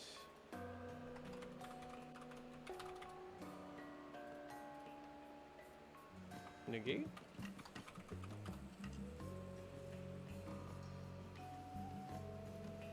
One, and that's +2. We're at 25 now. 17, 22, 25. Yeah, that's what I thought. Okay. Keep on keeping on. Spectacular Showdown. Put a double strike counter on target creature. Then go to each creature that had a double strike counter put on it this way. Huh, that's really strong in this deck.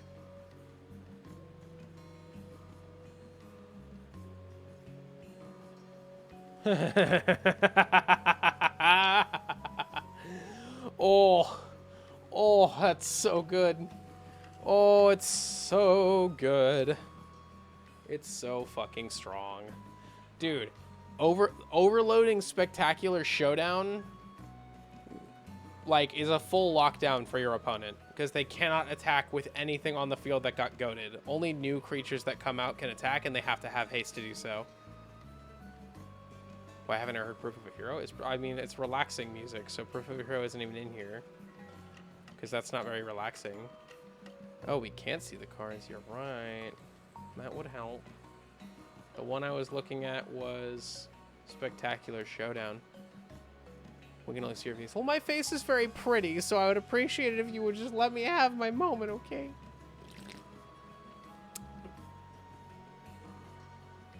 Spectacular Showdown is going in the deck. That's a 25-cent card. That is criminal.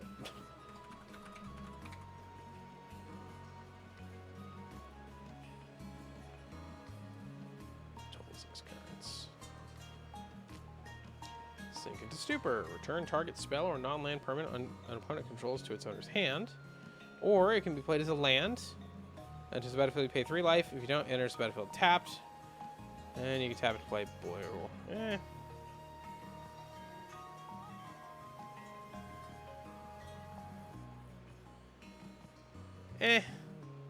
I don't see a lot of value in that. For some reason, it's $5 goddamn dollars.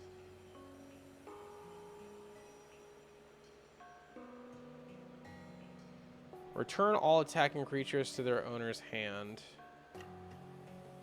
That's so funny. Yeah, we're gonna have Aetherize.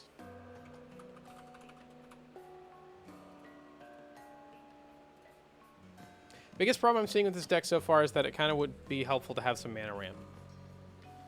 Fact or fiction. Reveal the top 5 cards of your library. An opponent separates those cards into 2 piles. Put 1 pile into your hand and the other into the graveyard. No. Don't need that.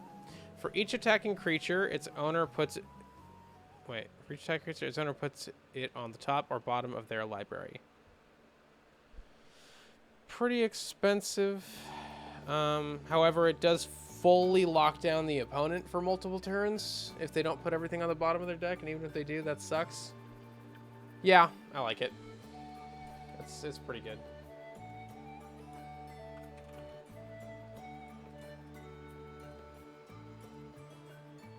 Shit. I missed a couple. 19, 20, 25, 28. Okay, oh, I just missed last two. Here we go. We're fine. Keep going, Colby. River's Rebuke. Return online for a target player controls their owner's hand. Very good. Don't really need it yet. Is that a flash? No. For each opponent, gain control of target permanent that player controls. No. Well, in late game Commander, where I would be playing this card, that's pretty good. Yeah. It's good. I'll use it. What is it? Blatant Thievery. But wait, I already have a bunch of blue cards now. Like, I have Ponder Preordained, Siren's Call. I don't have Arcane Denial. I do have Counterspell and Negate, both of which are blue. I have Aetherize, which is blue. I have Aether Spouse, which is blue. I guess I don't have a lot of blue creatures. Wall of Frost and Wall of Denial are the only two. And then, obviously, Azra's Eldecutors, but that doesn't matter because Azra's Eldecutors also allows white. Blatant Thievery. Let's just do it.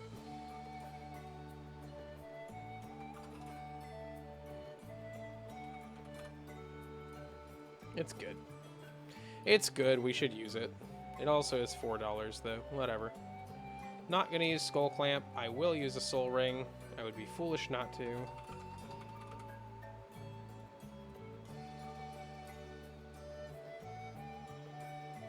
Add 1 mana of any color in your commander's color identity. That's so fucking strong! Arcane Signet. That'd be so good in a Sliver commander deck. Ow! Oh! Hurty. Anyway, Arcane Signet. Nice, nice, nice. Ow, my fucking elbow. Arzuris Signet. Tap 1, tap, add white and blue. Oh, that's really strong. Wait. You tap 1 to add 2? Yeah. Yeah, that's good. Why not? How much is it? 25 cents? Yeah. Absolutely.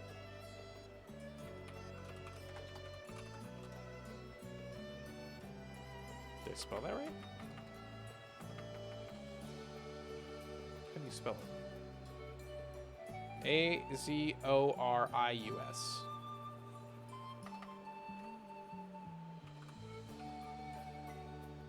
Azorius Signet.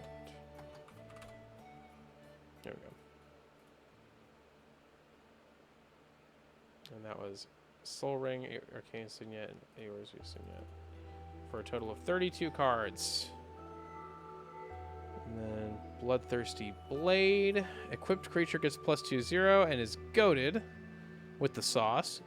Attach Bloodthirsty Blade to target creature and opponent controls. Activate only as a sorcery. Meh, too slow. Boros and Yet. Yeah, we got to do that one too. I love Boros, by the way. Great colors.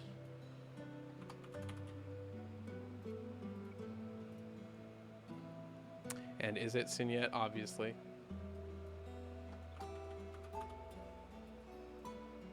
It's 2 more.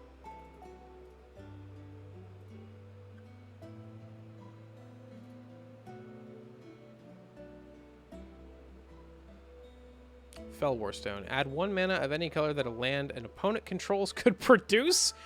Woo, buddy! Fell Warstone, you got yourself a deal.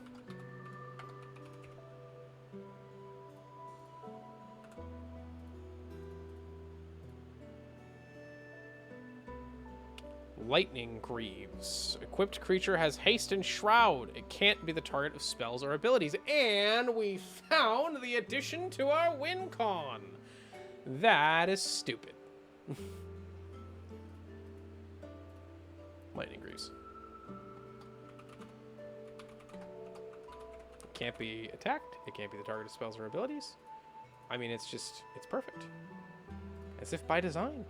Swiftfoot Boots. Equipped creature against hexproof and haste. Same thing.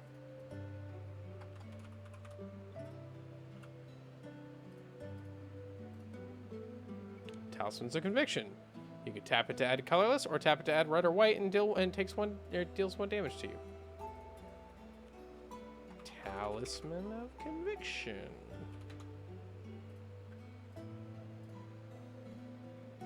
Talisman of Creativity.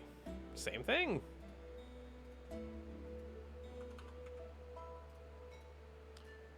Each of these are on the slightly more expensive side. And Talisman of Progress, same thing. Talisman of Progress, more like. Am I right, chat? So that was 1, 2, 3, 4, 5, 6. Shit, let me just update the preview. We're at 24 or 36, 40. Wow, I missed a lot. My bad.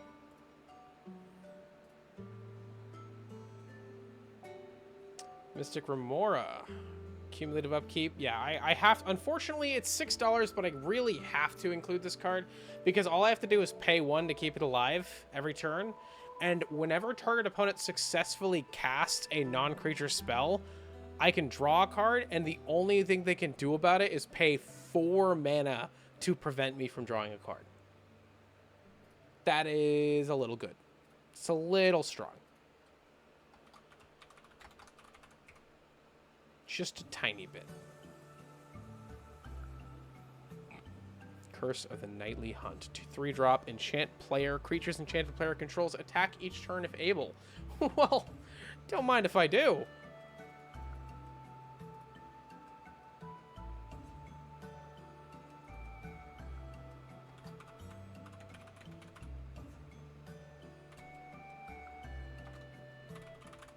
We do love a good little cursoroo. Do I have Curse of the Blood Tome? What does Curse of the Blood Tome do again? Anybody know off the top of their heads? I'm assuming not. Be kind of a tall ask, I'll be real. I'm just gonna turn this off.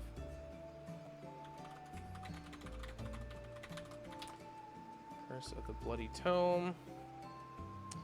At the beginning of enchanted player's upkeep, the player puts the top 2 cards of his or her library into his or... Oh, it's a mill card. That's not useful to me, but still cool. Ghostly Prison. Creatures can't attack you unless their controller pays 2 for each creature they control that's attacking you. So again, it just does what Rhystic Study does. Oh, Rhystic Study gives me draws. Oh, Rhystic Study is literally just max C. Okay, well that explains why it's $40. I still don't want it. I don't want to spend that much money on a card, but I get it now. Ghostly Prison.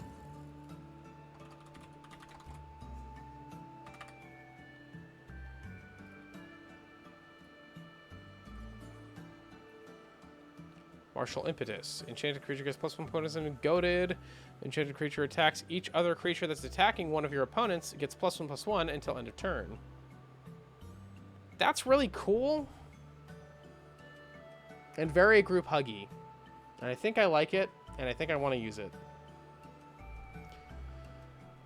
What do you think, chat?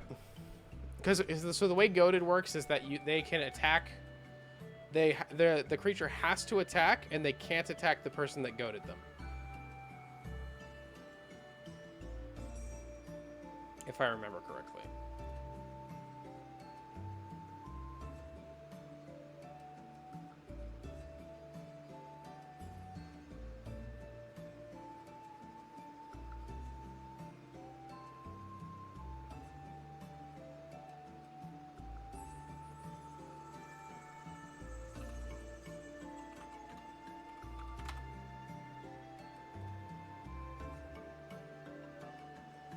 Conspiracy taking the crown that forces creatures to attack, preferably someone other than you. Oh, preferably someone other than you. It was designed for multiplayer play.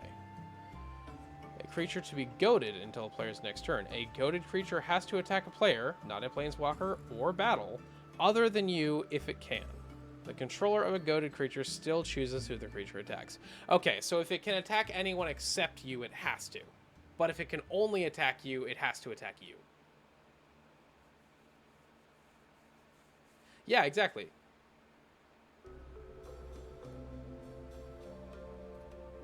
This actually makes a case for removing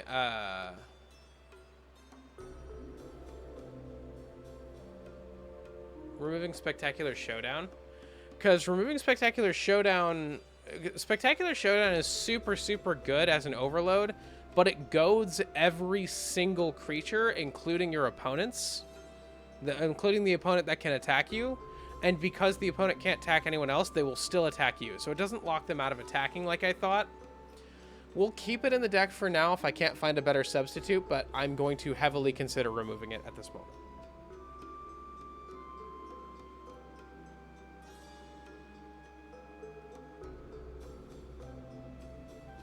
We are at 21 plus 18 is 39 plus 4 is 43 cards.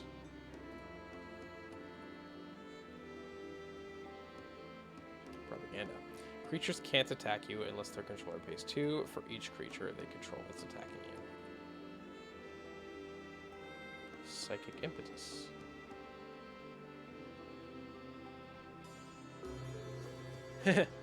Nice.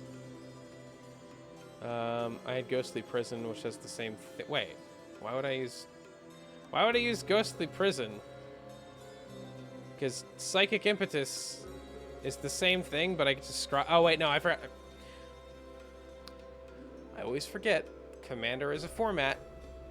Benefits heavily. Yeah, okay, my bad.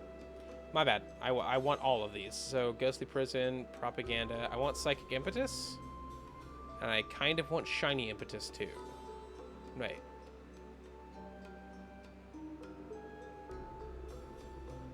I'm sort of dumb.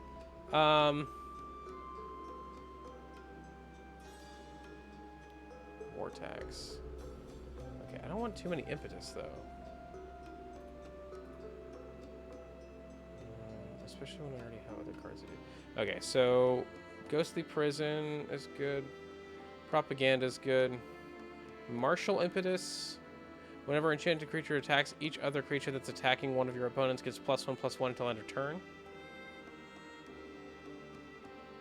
Yeah, that's right. We did want that. We did want Martial Impetus.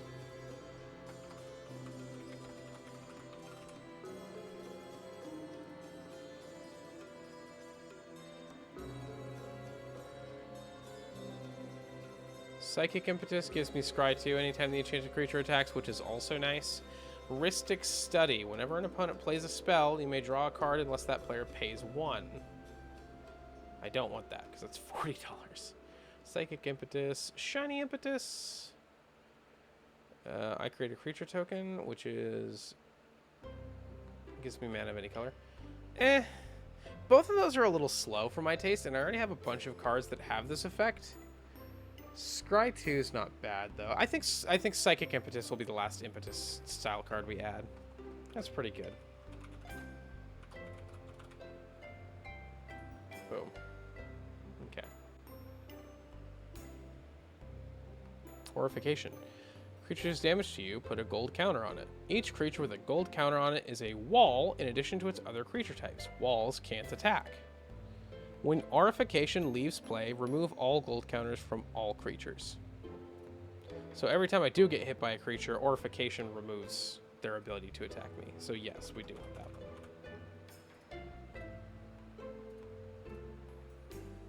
Dissipation Field. When a permanent deals damage to you, return it to its owner's hand. Aurification's got us covered on that, and I don't really need another one. Grand Melee. All creatures attack each turn if able. All creatures block each turn if able. No. Opposition. Tap an untapped creature you control. Tap target artifact, creature, or land. I mean, kind of nice.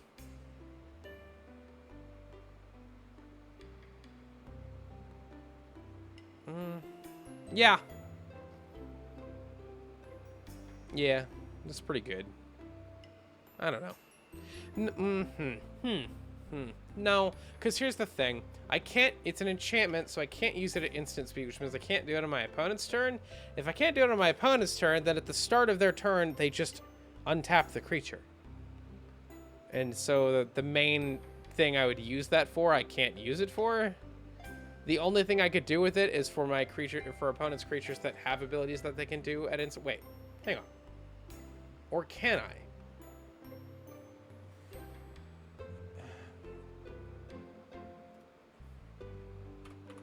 Can you activate enchantment abilities on opponent's turns? Activated abilities can generally be used at any time as if you were casting an instant. Okay, never mind. Instantaneously, yeah, it's going in.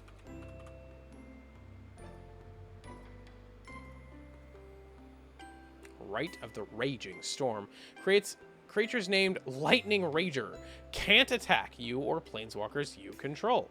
At the beginning of each player's upkeep, that player creates a 5/1 red elemental creature token named Lightning Rager. It has trample, haste, and at the beginning of the end step, sacrifice this creature. I feel like there's some really fucky synergies you could make with that.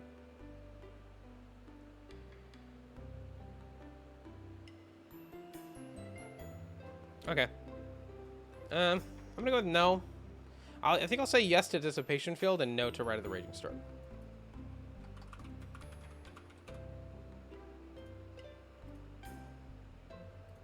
Update the preview. We're at 4 mythics, 19 rares, 18 commons, 6 commons, and 1 special? What's the special one?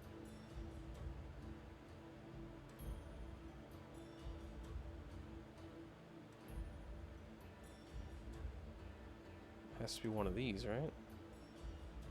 Is it opposition?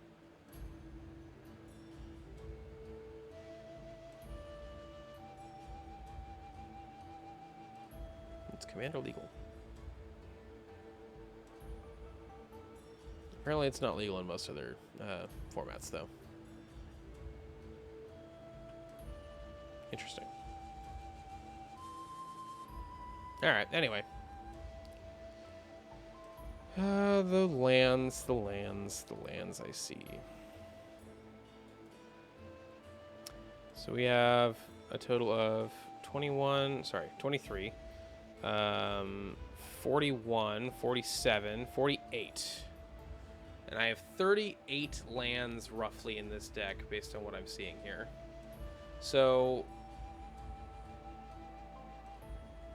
48, so I have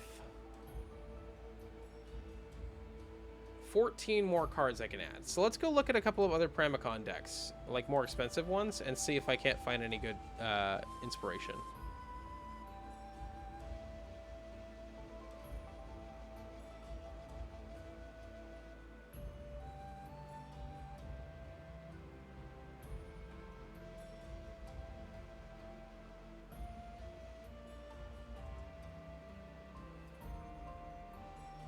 $500 group hug deck with Kainos and Tyro of Melodis. Each player may put a land card from his or her hand onto the battlefield, then each opponent who didn't draws a card.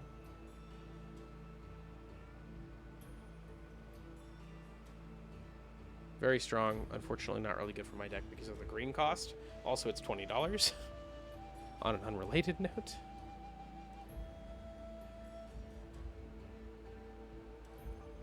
Horn of Greed is super fucking good. And it's $15.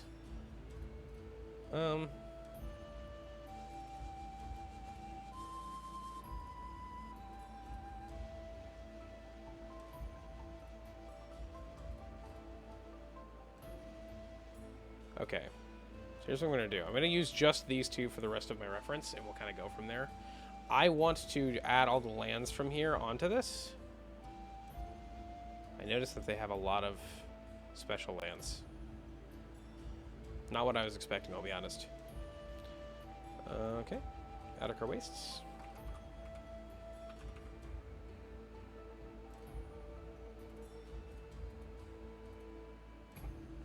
I guess I could also just do this.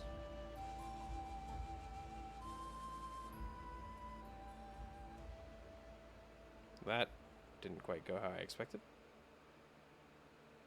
Angry.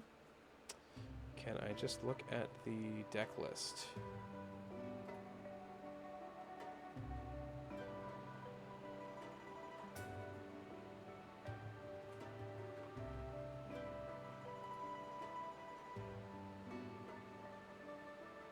That's not what I wanted. Hilarious, though.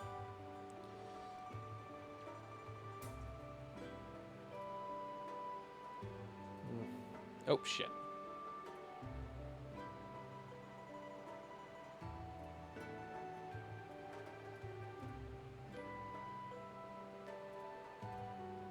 There we go.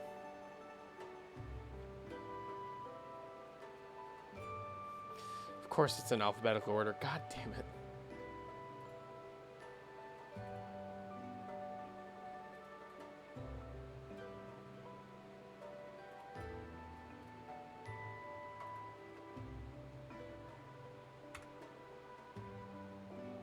Anyway, damn it. That's fine. I'll live. Battleforge.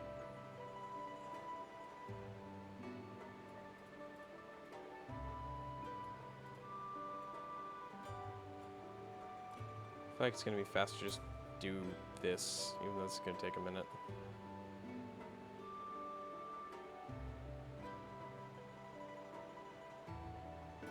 One sec, chat.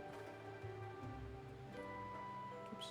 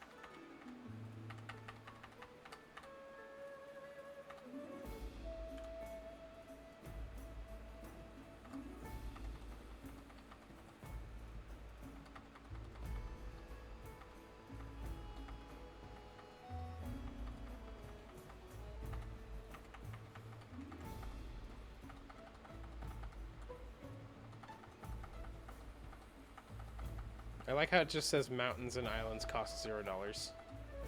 Like, lands still cost money, guys. It's just not a lot, that's all.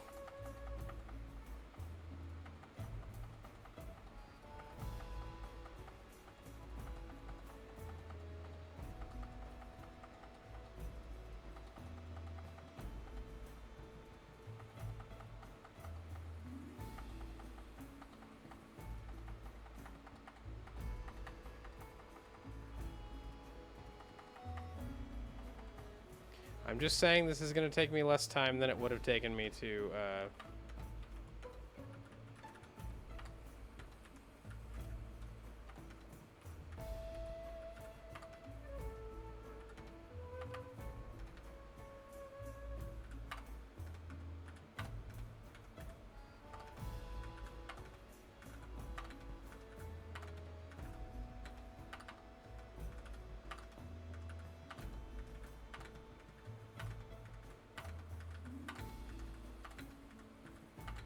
Okay, that's all of them.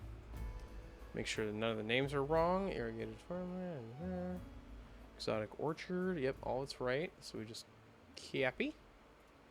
And then we go into my deck list and we just paste. Or not. Paste. There we go. Update preview. That should have fixed it. Yep, that put all of my lands in there.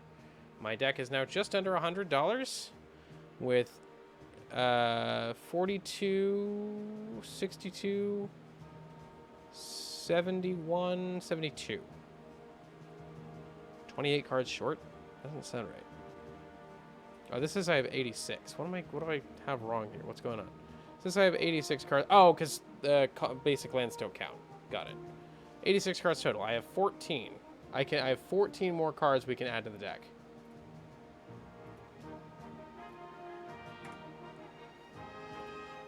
Well, it's not proof of a hero, but there you go, Condog. Here's the main theme.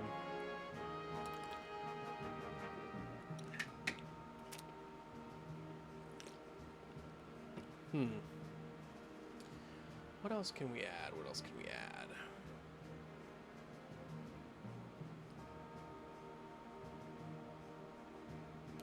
Thank you, Gondok, for the drinky. Wait, lands don't count for the overall... No, they do count. They do count for the overall count. They just don't count as common cards. They're their own separate thing. So this is counting all of the cards in my deck that aren't basic lands. But as you can see, the 86... Because this does not add up to 86, because the lands that are in there make up the rest.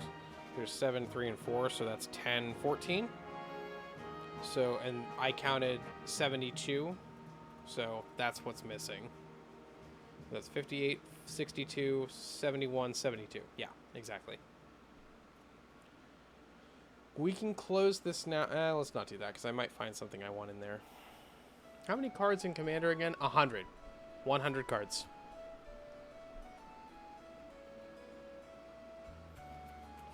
Including more enchantments, possibly?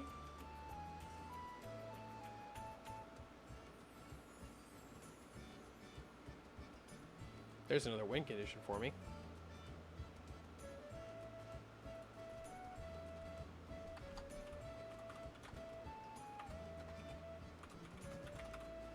We'll add that. This is where the deck starts to get a little pricey, because I'm going to start referencing decks that are a little more expensive than mine. Each player's draw step, that player draws 2 additional cards.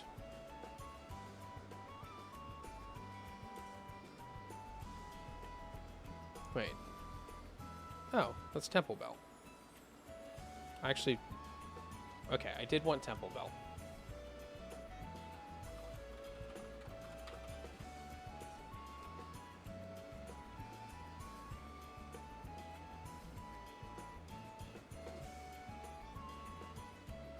Font of Mythos and Horn of Greed are the same card. Font of Mythos is a 4-drop. This one's a 3-drop. Oh, I'm sorry. I'm completely wrong. These are 2 different cards. But they're both really good. Lands you control have add 1 mana of any color. And you can also tap Chromatic Lantern to add 1 mana. That's only $2? Yeah, I'm fucking adding that. Holy shit. That makes life way easier.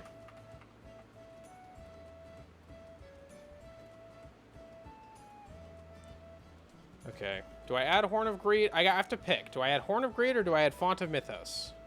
Horn of Greed is whenever a player plays a land, that player draws a card. Font of Mythos is at the beginning of each player's draw step, that player draws 2 additional cards. So they add 3 cards to their hand every turn, including me. How many cards in Commander? Yeah, it's 100. Sorry, I already read that one. What do you guys think? Horn of Greed or Font of Mythos? I want one of them. I cannot add both for pricing reasons.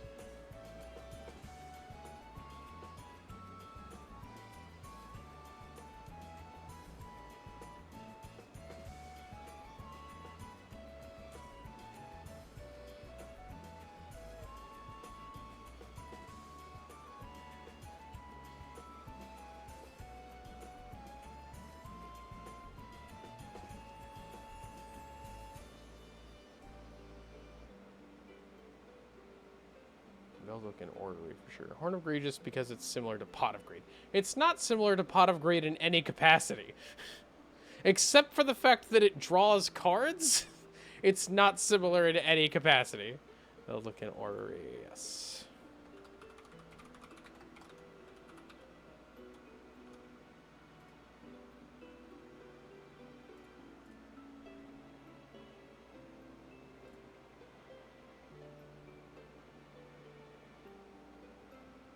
Like how it's not banned, for example. Exactly, yeah. It's also a common card, apparently. Really? This is what was considered common back in the day? Is that just because it worked for both players? That's like really strong for a common card. That's insanely strong for a common card. What does G stand for? What is G condition? Oh, it says it's a rare. Okay, never mind. I was very confused.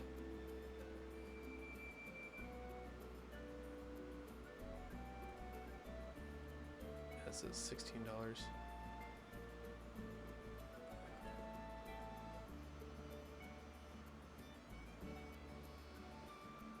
$16. I kind of like Horn of Greed more too, honestly.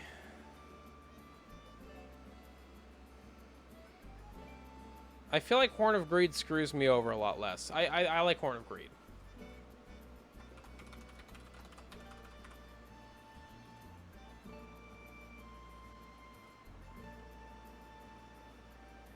Inventor's Journal. At the beginning of your upkeep, you gain 1 life for each card in your hand. Nah, we don't need that.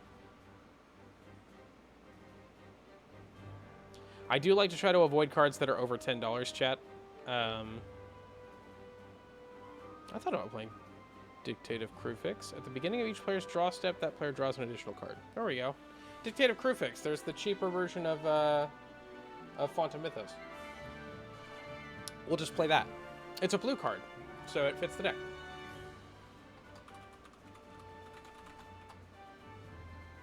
Boom. There you go.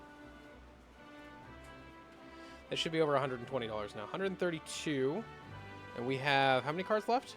8 cards left. We're getting there. We're going to try to keep it all under $10 for the rest of this, because I don't think I can afford more. Cascade Bluffs? I don't need more lands, though. What is MDFCs?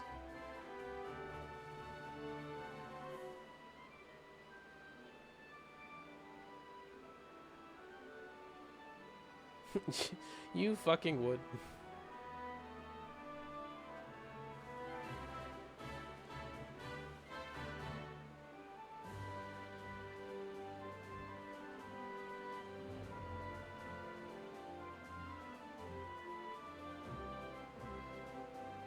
Exotic Orchard is such a cool card. Oh, I'm looking at the wrong deck.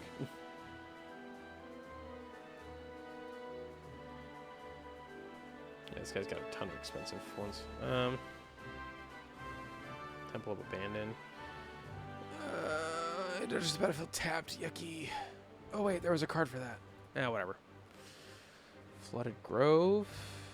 That's a Forbidden Orchard. 770. Add 1 mana of any color whenever you tap Forbidden Orchard. I don't really want that many lands, though. 38 is enough. 38 is enough, for sure.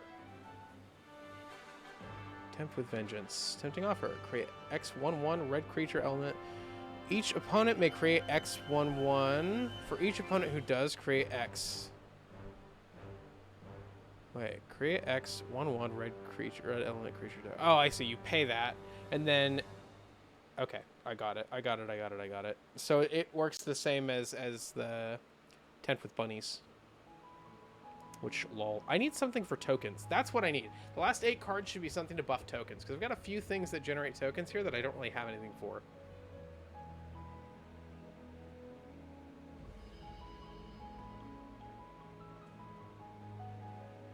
You draw 2 cards, and then each other player draws a card.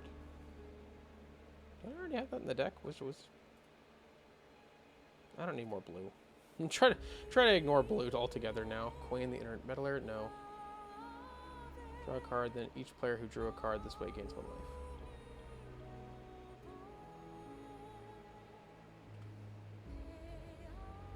life. I know I said no more blue, but honestly, I'm running out of reasons not to use that card. Veteran Explorer. Veteran Explorer is a green card. Good boy. Don't need Call Me the Crescent Moon.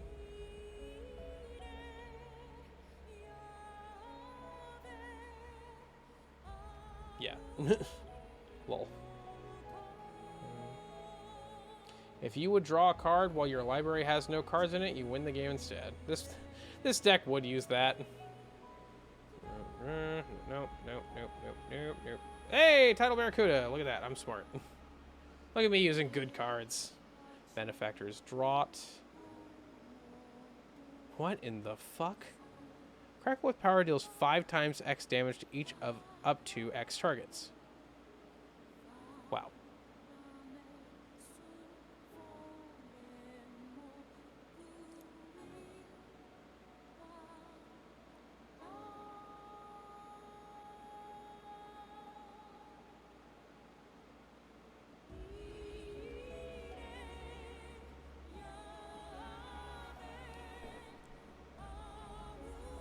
Cyclonic Rift, I think that's in there.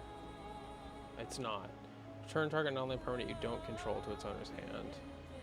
And then you can say that for each with the overload cost. That's really strong. Is that in this one? It was not. How much does that cost? $31. Got it. Never mind. My bad. Should have known. Getting close to end of stream. We might actually finish the deck before then, though. Counter target spell. Its controller draws a card. And you draw a card. Dream Fracture. Yeah, I like that. I'm trying to... Stop picking blue cards. What is this? Hang on. Excavate technique. Demonstrate. When you cast a spell, you may copy it. If you do, choose an opponent to also copy it. Players may choose new targets for their copies. Destroy target non-land permanent. Its controller creates 2 creature tokens. No, that's a terrible idea, because if I give them the ability to destroy my shit, they can destroy the wall. Like how it's... Exile all attacking creatures target player controls. That player may search his or her library for that many basic land cards, put those cards on the battlefield tapped, and then shuffle his or her library. Settle with Wreckage is really strong and fits perfectly.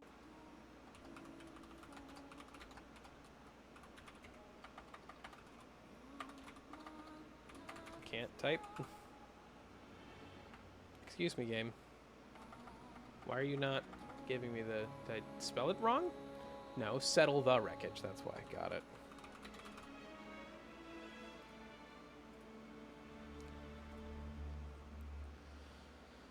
We're getting there, guys. We're so close now. Oh, I don't have Mana Conflict. Oh, because Mana Conflict is $32. Me for more. Do I have that card? No. No.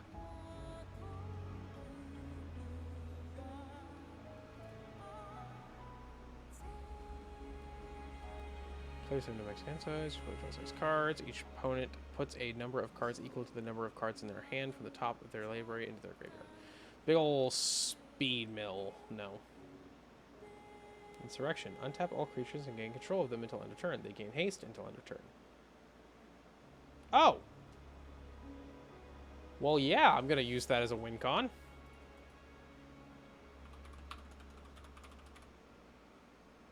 Oh, wait, that doesn't really make sense, though, because then if I have Pramicon out, then I could still only attack one guy with all the creatures. I guess I could just see that as a big fuck you to one person in particular. Eh, sure. Why not?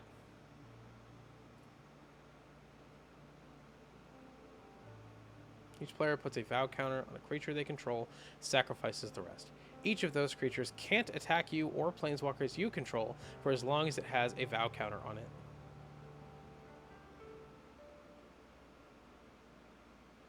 Dangerous.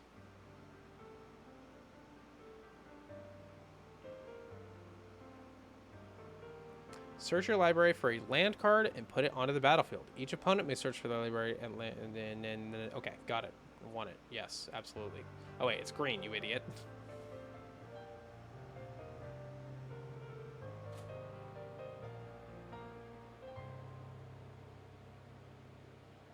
Whenever you draw a card, put a 4-shadow counter on Ominous Sea. Remove 8 4-shadow counters from Ominous Sea to create an 8/8 blue Kraken creature token. Fecundity, that's green. Mana Flare. Whenever a player taps a land for mana, that player adds 1 mana of any type that land produced. I mean, why the fuck wouldn't I put that in the deck? Big group hug energy. We love that here. Rites of Flourishing. At the beginning of each player's draw step, the player draws an additional card. Each player may... that's green, you idiot. Light Minefield. Whenever one or... $2, yeah. Creatures attack. Light Minefield deals damage to each of those creatures equal to the number of attacking creatures. Ooh, yeah.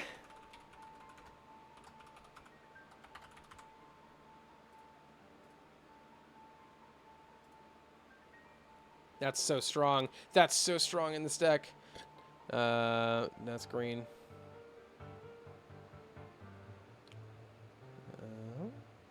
These two are probably going in. Well of Ideas enters the battlefield, draw 2 cards. At the beginning of each other player's draw step, that player draws an additional card. At the beginning of your draw step, draw 2 additional cards.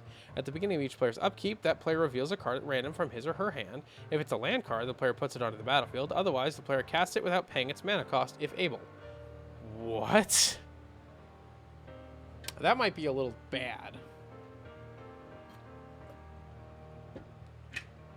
I mean, it is only 1 card per turn, right, Chad? Oh, it has to be at random, so you don't get to pick which card. You have to just... Yeah, okay. I like that more. Never mind. I want it. Well Ideas and Wild Invocation. Go in.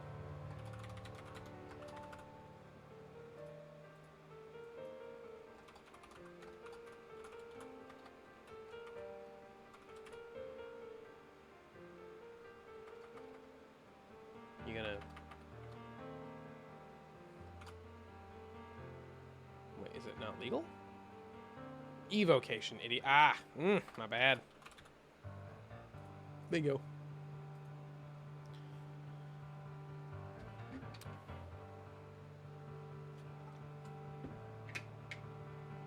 Don't know if I already said it, but thank you for the drink, Econ Dog.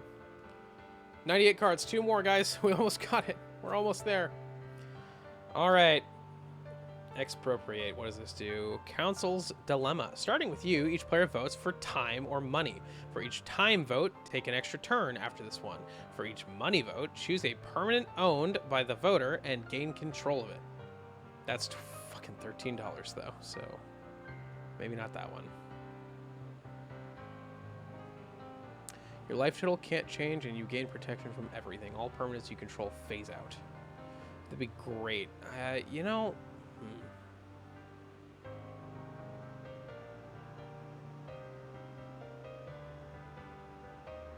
Okay, hang on. I need to look for something. Starting with you, each player votes for a non-land permanent you don't control. Exile each permanent with the most votes, or tied for the most votes. I like that one. Let's do Council's Judgment. How much does Council's Judgment cost? That is 26 cents. Hell yeah. Okay. And we're at 99 now. So now I just want 1 card. I want to add 1 random card that will do phase out or Shroud and Hexproof.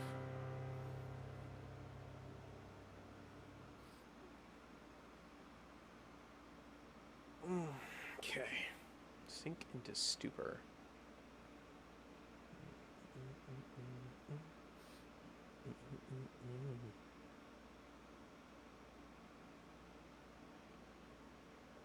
Creatures can't attack this turn unless their controller pays X for each attacking creature, where X is based on the payment of the enchantment. Okay, got it.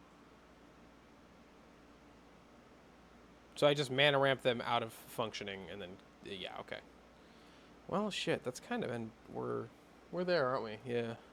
Okay, well let's just go ahead and finish this. Whenever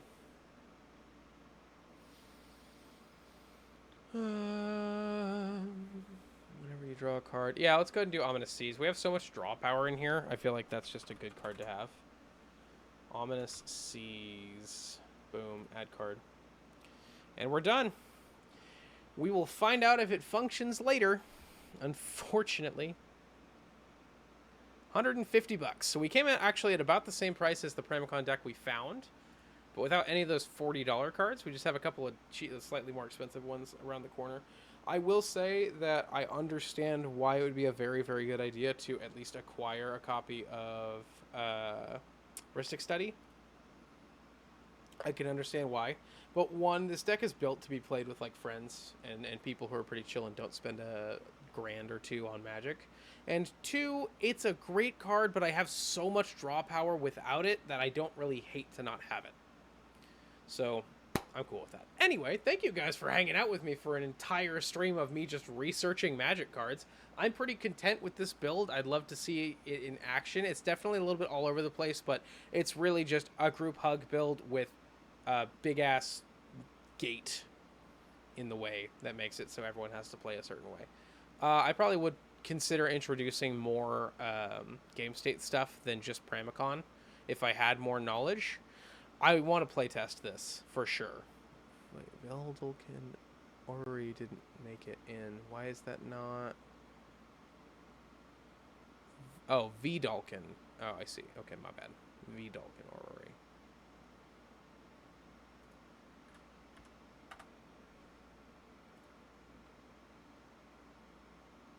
There we go. There we go. Been a vibe, honestly. Yeah, it's super chill. Streams like this are pretty fun. I really do enjoy kind of just chat streams, but it's hard for me to do them outright because I don't always have a lot of active chatters, which is fine.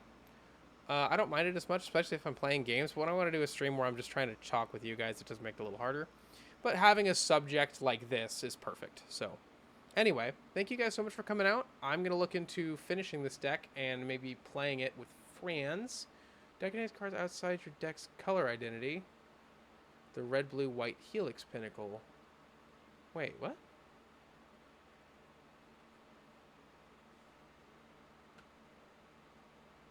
Oh, I didn't mean to add that. When did I add Helix Pinnacle?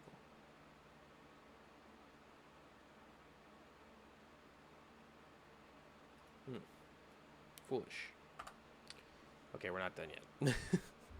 Hang on. I already added Novices. You know what? You know what, chat? You know what? Let's see. Red, red, red, red, red, red, red, red, red, red, red. I am feeling one more mountain. That's what I'm feeling.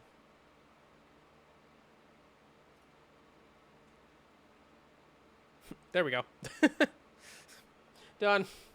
Fixed it. There it is. That's a functional and legal deck. Okay, guys. Again, thank you. Appreciate you guys coming.